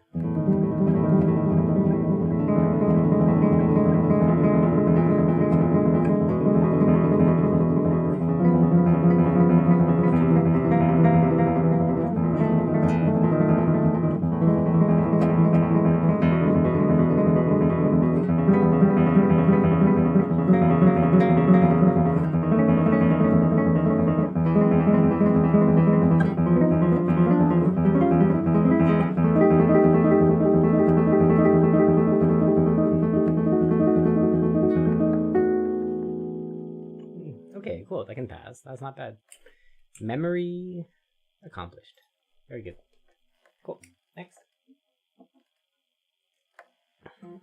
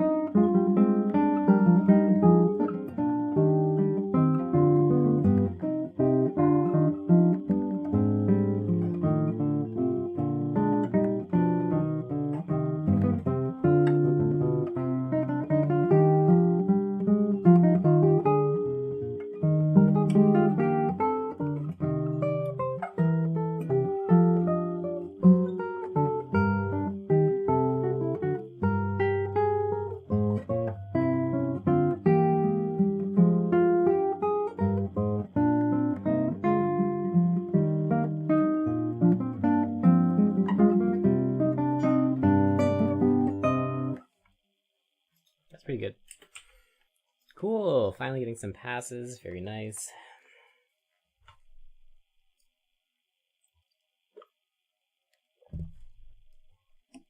I think we'll probably end stream at the bare minimum o'clock today. I'm like actually residually gassed from the interview. It's so draining. It really is so draining. Like an entire day debuffed and then a second day probably to recover too. So yeah. Probably just 2 more Pokespawns and then we'll skedaddle.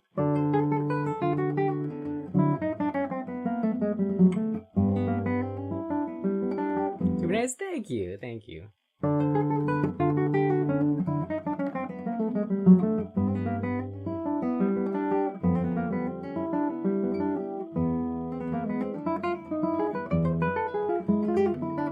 Oh yeah, I asked Mark about your question. He said he would talk to his mom and get the recipe for you.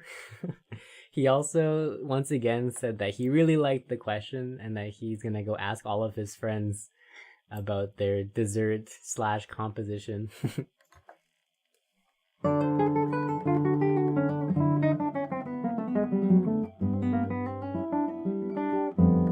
For anyone curious, the question was basically like, if you were a dessert, what dessert would you be?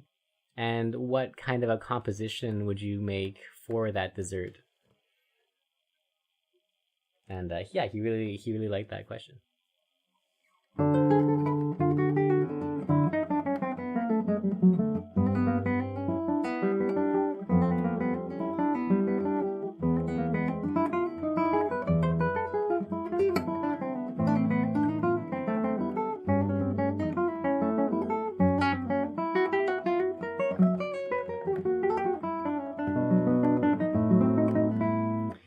Miss, the interview is going to be on YouTube, maybe. It will be. I don't know. That was your go-to icebreaker conversation at work? Hey, Teardram, welcome in. Let's get a shout out. Let me go find the YouTube. I don't actually know what the YouTube channel is. It's not going to be on my YouTube channel, though. Because I'm doing these as, like, part of a society.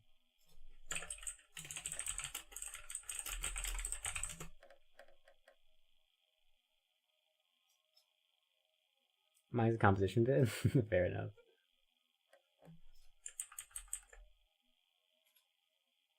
Oh, wonderful. It is there. Okay, cool. Yeah, so it's not on my website. I have nothing to do with this website. Or with this, whatever.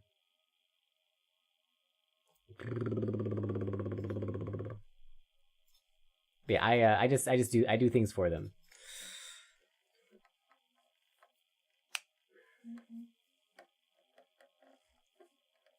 My phone's on, no notifications. You're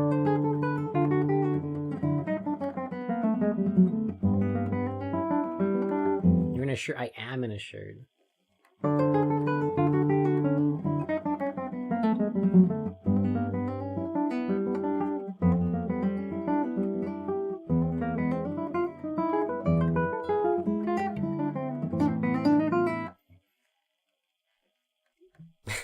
I think it's funny that like I always wear the same shirt for that interview. I don't know what it is. It's like a comfort thing, I guess. I don't know.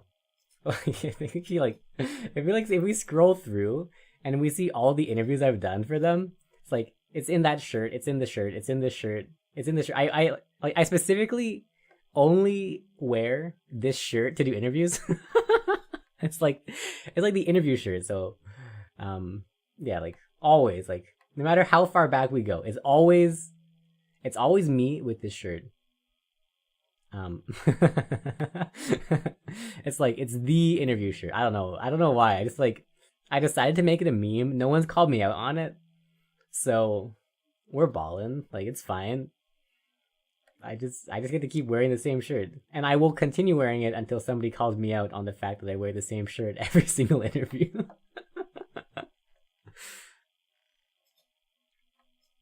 I really am a cartoon character. I like the same things over and over again. The signature shirt, that's right.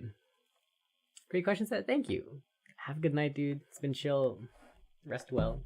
Rest well.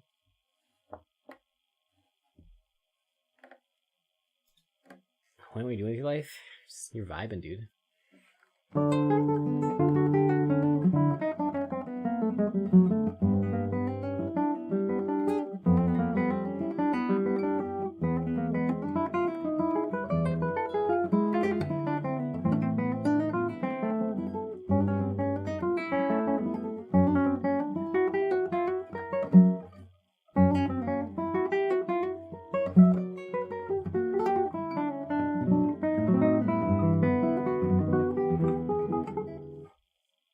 They need to change what hasn't been broken? True. Thank you.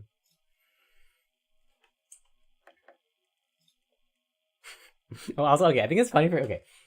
So I have another pair of glasses. It's a much nicer pair of glasses, but I don't wear it because, like, it makes my eyes go goo-goo. But, so, like, my current pair of glasses, you can see my screen reflected in them, right? Which is fine because I don't care what you guys see. But, like, for the interviews, I always swap out to this one so that you can see, like, my actual eyeballs and not have the and not have the reflection glasses just like lens flare this entire screen setup back to you guys. So yeah, the interviewees actually get the privilege of seeing my beautiful eyes without having a little thingy in between.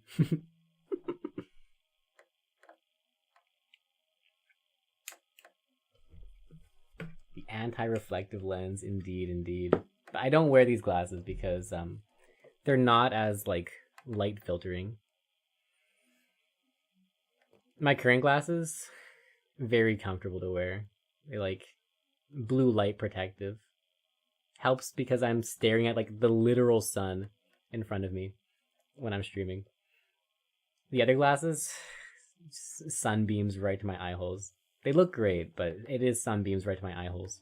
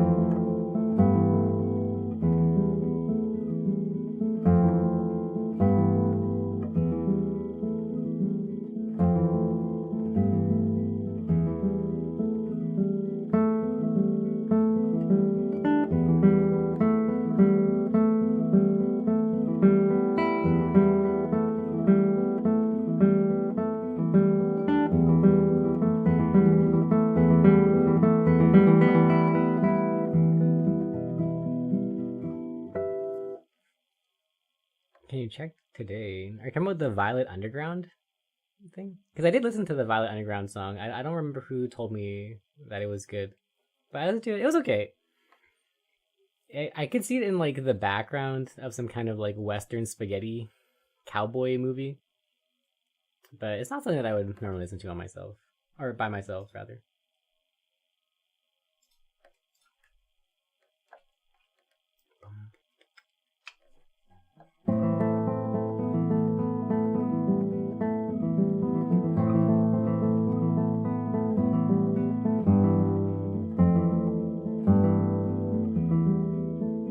On your channel. Oh,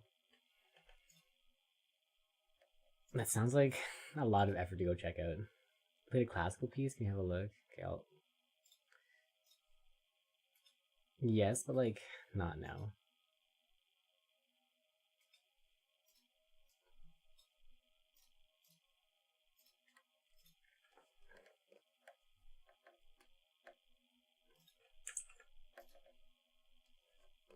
Okay, let's let this thing pass and move on.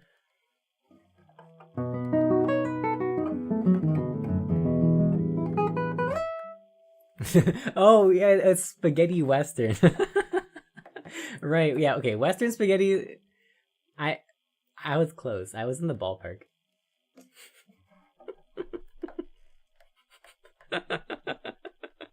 Okay, Western spaghetti, yeah, like it kind of, yeah, I'll take the loss on that one. That's my bad. It sounds funny now that I'm reading it.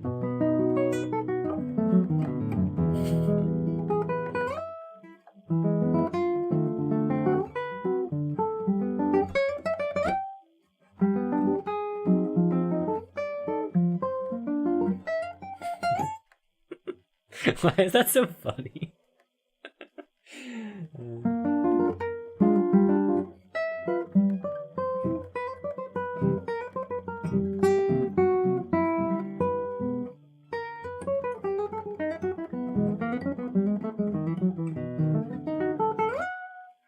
You want to check? I don't like to look at things on stream, but I'll look at it after stream today. Bum, ba, ba, ba, ba, ba.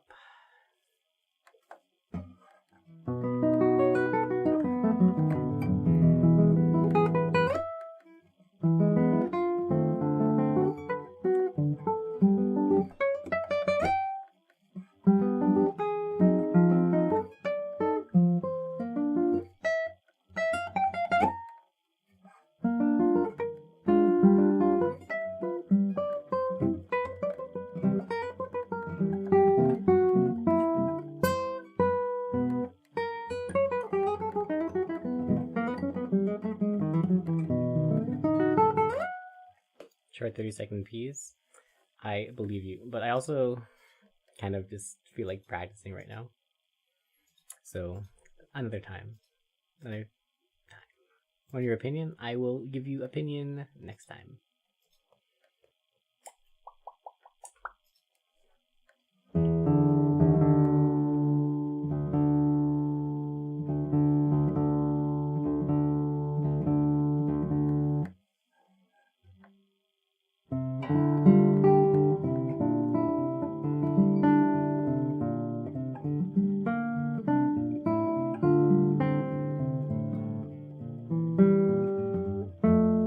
It's not bad. Let's try from the top.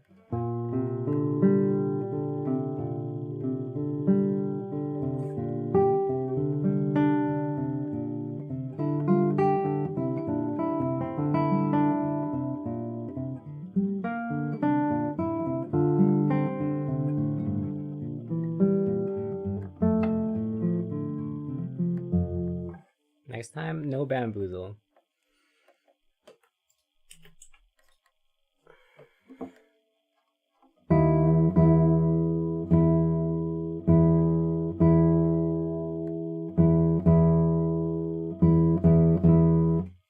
Okay, let's try this out.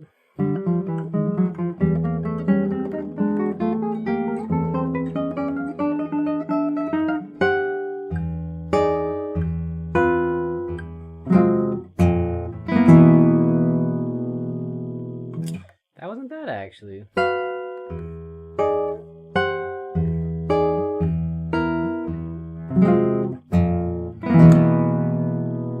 Do I want to double tap the bass?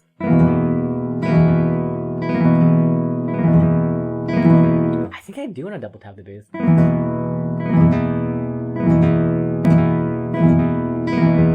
Or maybe just like a single shot.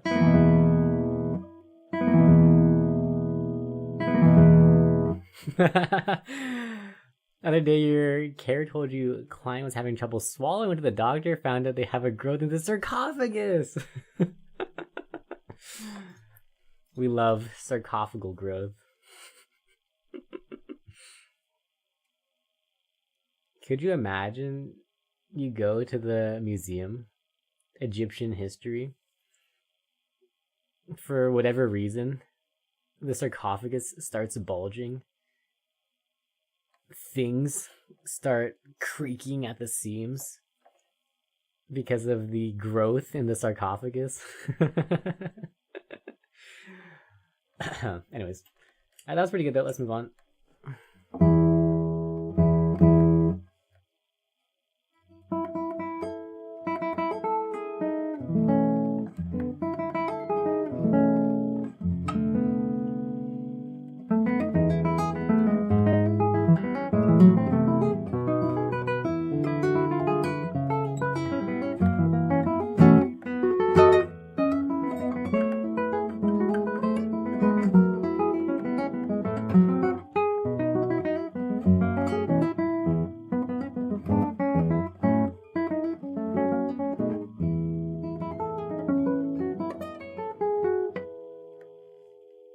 It's farewell. It's farewell. See you next time.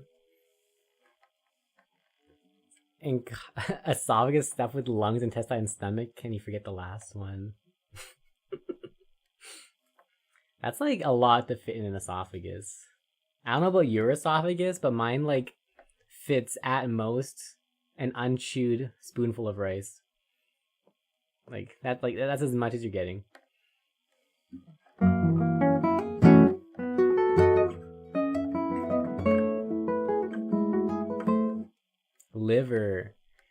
Liver is like, it's really big. Even if you blended it, I don't think you could fit that in my esophagus. Yeah, that's a lot. Well, that reminds me, okay, dude, I was reading this Chinese book, and one of their recipes was for a liver popsicle, and I just shut down right there. Like, don't make this they described it so beautifully and so tasty, but like I don't believe you for 1 second, you goddamn liar. There's no way a liver popsicle tastes good. I do not believe it for 1 second. Don't fool me with your flowery descriptions. A liver popsicle is fundamentally flawed.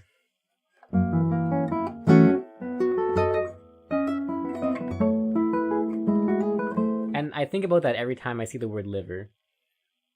Liver popsicle dipped in vinegar is the recipe. Like, there's no way that's good, right? There's no way. So anyways, even if you like blend the liver up and make it into a popsicle, like I still don't think I could fit that in my esophagus. Liver's pretty bitter. Yeah. Like there's no way it could be good as a popsicle. Many things could be good as a popsicle. Liver, it's not one of them. And it's a shame because the rest of the book did have like some pretty decent sounding recipes, and like it sounded very tasty. And then they got to the liver popsicle. Like, I lost all faith in the author.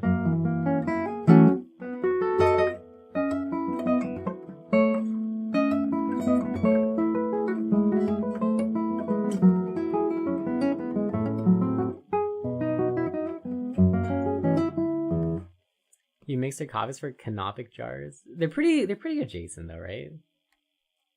Because you gotta like hollow out the mummy, and the mummy goes in the sarcophagus, and the canopic jars kind of go adjacent. So like, you were in the ballpark. Pick up the Dorodongo when it was just made. Okay, let me see. Wow, that's beautiful. Really good. Full of toxins, no one should eat liver. Oh, yeah, actually, you know what? That's a good point. You're right.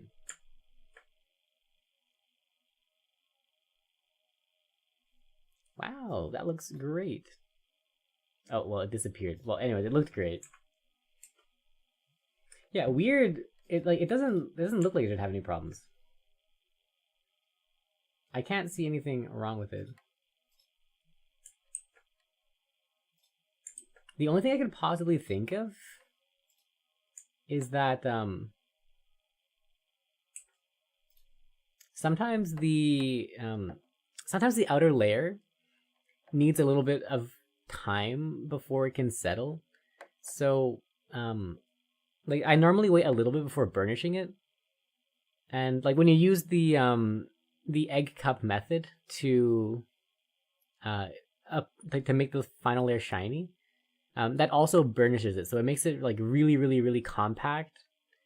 And sometimes if the moisture from the inside of the core hasn't made its way out yet, that compaction, is that a real word? Anyways, that compact, if compaction is a real word, that compaction is going to make it crack at some point when the moisture does have to leave at some point. It'll also like flake off because it didn't actually adhere properly to the core. So those are like two things that might happen. I normally wait to do that burnishing thing until like a day after, normally.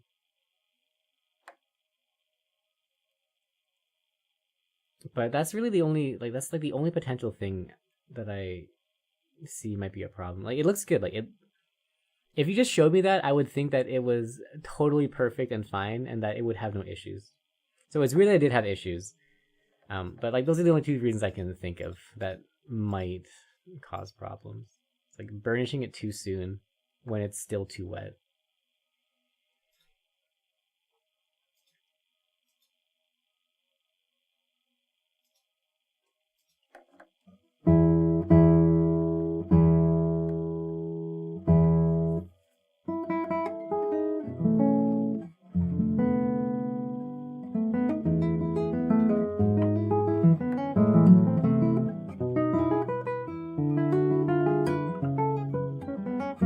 Compaction is a real word? Oh, bless.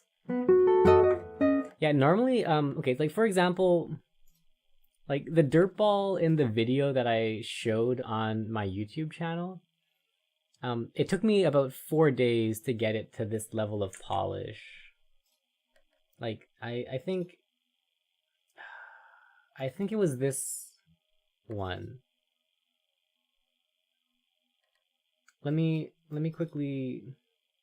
Okay, right. So here's the dirt ball from that YouTube video on the day that I made it. So this is like directly after the YouTube video is done. Okay. And then this is like after doing burnishing on it, like a very light burnishing. This is still the same day. Okay, this is the day after. So this is like day 2. This is day 3. And I think this is day 4. Yeah.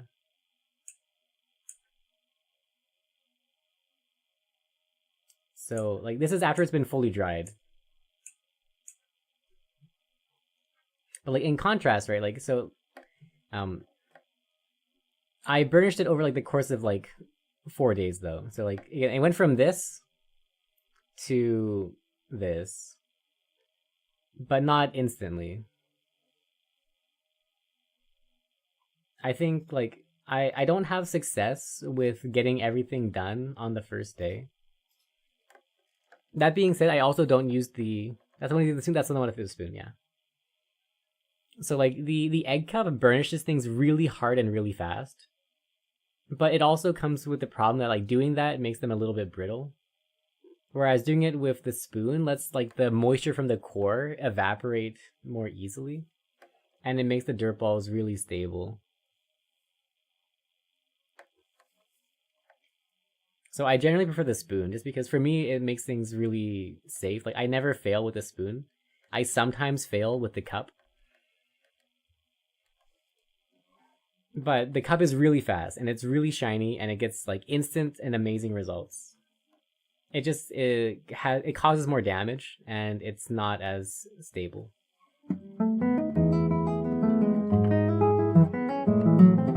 The spoon never fails.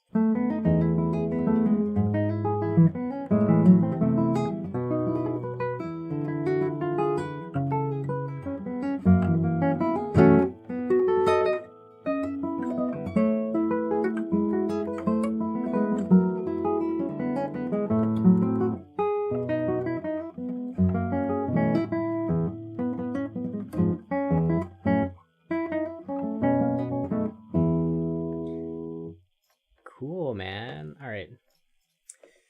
I think got like a little bit of a second wind. We can practice a tiny more. Rate the play technique. I think the play technique is legitimately 10 out of 10. Can't balance the ball on the egg cup to burnish because it jumps up on the edge and does damage. Yeah, that I also have that problem every single time. How do you normally get the polish? Like, how did you get the polish on the ones that you've sent so far? Because they look really good. They look really, really good. Yeah, the plate's great. I love the plate for compacting the dirt ball. It, like, the difference between plate and not plate, for me, is like 99% success rate versus like 50% success rate. Oh, you hold the ball and press the cup. Oh. That's good. That's good. That's good. Yeah, smart.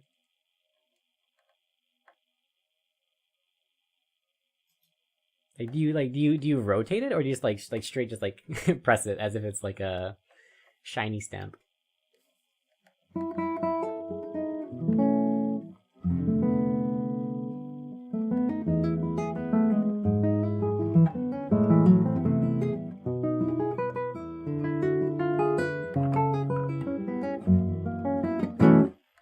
Make sure your own dirt ball with Wyoming dirt. Hell yeah, dude. Let me know how it goes.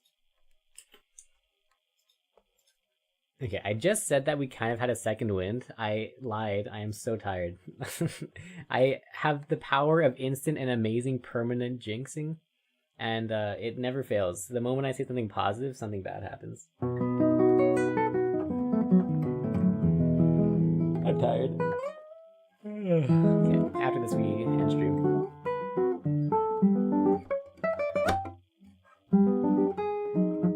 Lower pressure takes less energy? Nice.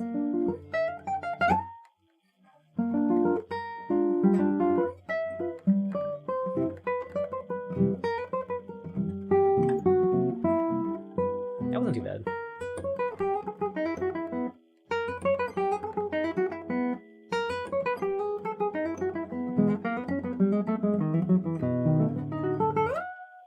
Man, you guys have got me kind of juiced up. I want to make some dirt balls now.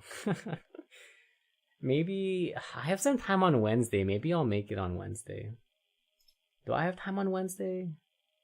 Yeah, I think I do. Maybe I might make a dirt ball on Wednesday. I don't know if I'll stream it. I probably won't, but like I might.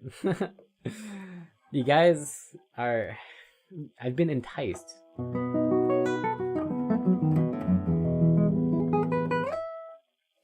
Life needs to move slower for you? Fair enough. I feel like dirtball is like, it's a nice hobby for that. Very chill, very your own pace.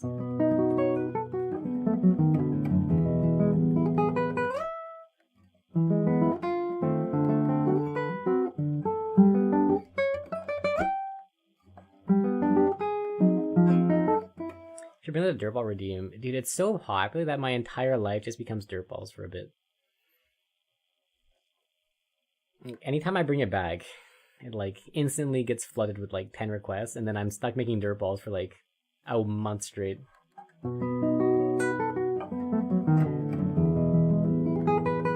Make it high av? That's also possible too. I was thinking of maybe increasing it to like 250,000 or something like that.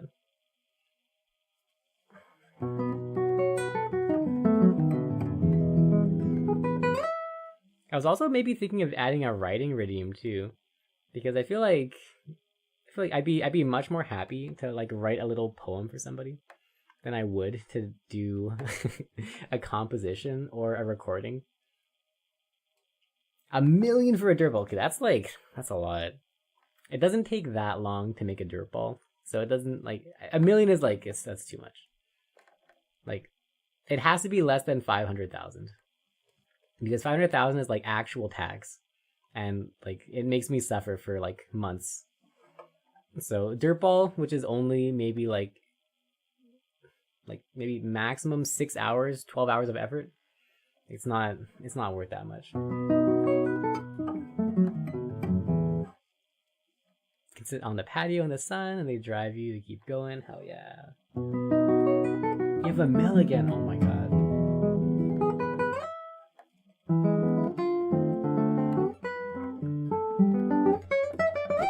Open up Dirtball Redeem for 1 million just for you. Close the Dirtball Redeem. Make you a Dirtball tomorrow. Hey Nocturne, how's it going?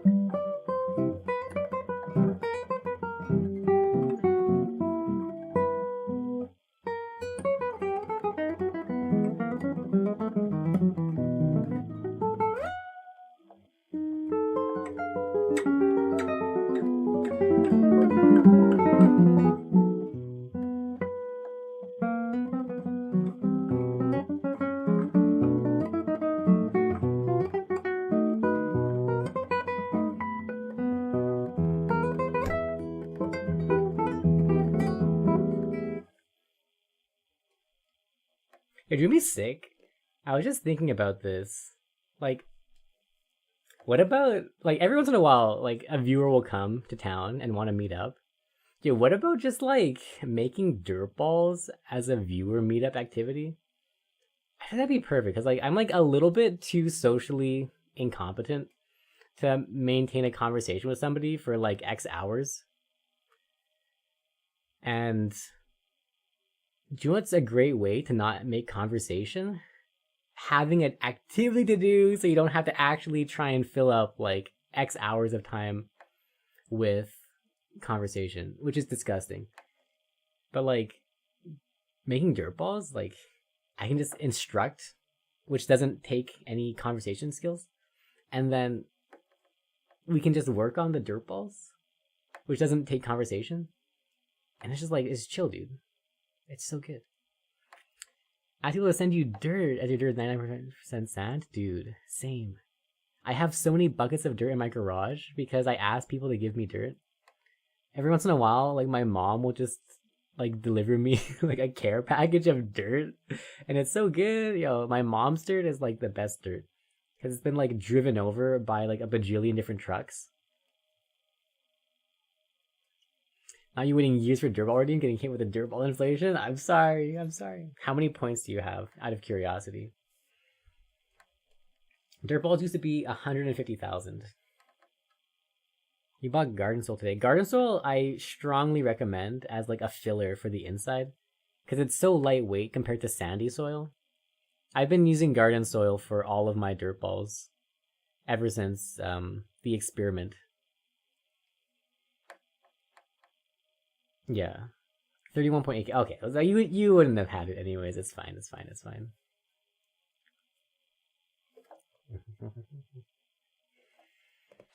Or at least you wouldn't have had it in time for this summer.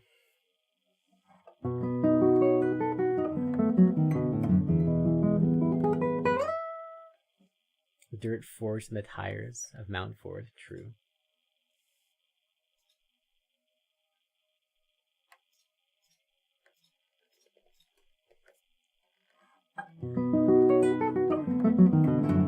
The best dirt for making dirt balls is ones that are from like really heavily trafficked areas. So, like, I'm always so tempted. You know those like corners in like those dirt corners in between like two different sidewalks? Dude, I'm always so tempted to just like scoop up that dirt, dude. Like that dirt has been trodden on by thousands, nay, even millions of footsteps. And it's been ground down by so much mechanical tear that like the dirt particles are perfect for making dirt balls. Oh no. So tempted. Or like, you know, like universities and they have like those little dirt walkways, dude. I want to steal that dirt so bad. That dirt is perfection. That dirt calls for me. Using pottery clay in Australia in a small country town, clay is hard to get. Oh, that's why your dirt balls look so nice. Pottery clay is fantastic. Yeah.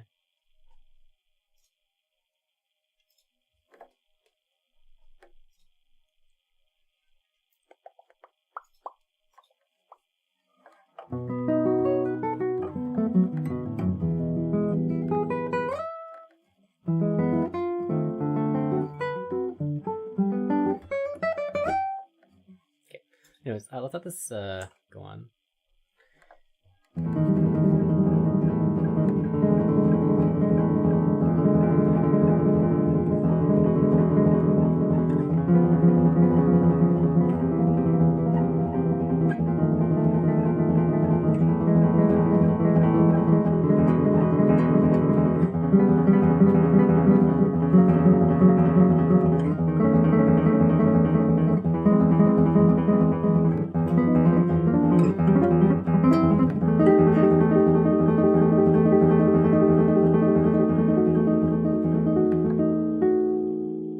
Cool. Alright, that's not too bad. Tomorrow problem. Okay, maybe final card of the day.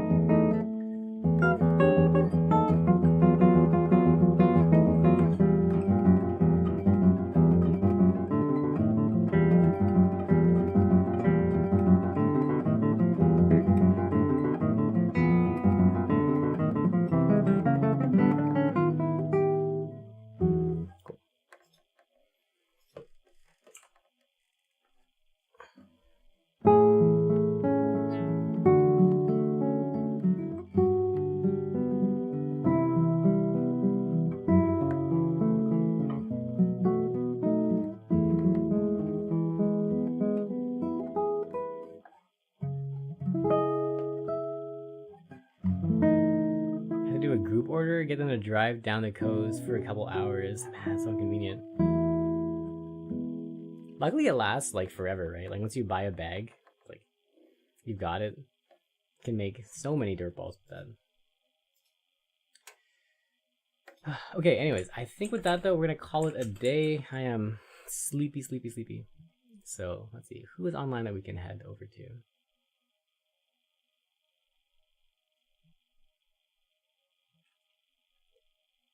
Oh, okay, why don't we go to Sora? Whoa, never mind. Hold up. One of my friends that I haven't seen in a super long time is back. Okay, now let's go raid Alusam. Speaking of Australia, I think they're Australian or New Zealand, one of the ANZ places. And really super nice guy. Awesome musician. Love his stuff. And I haven't seen him in a really long time, so let's head over there. Catch you guys next time. Peace out. Bye.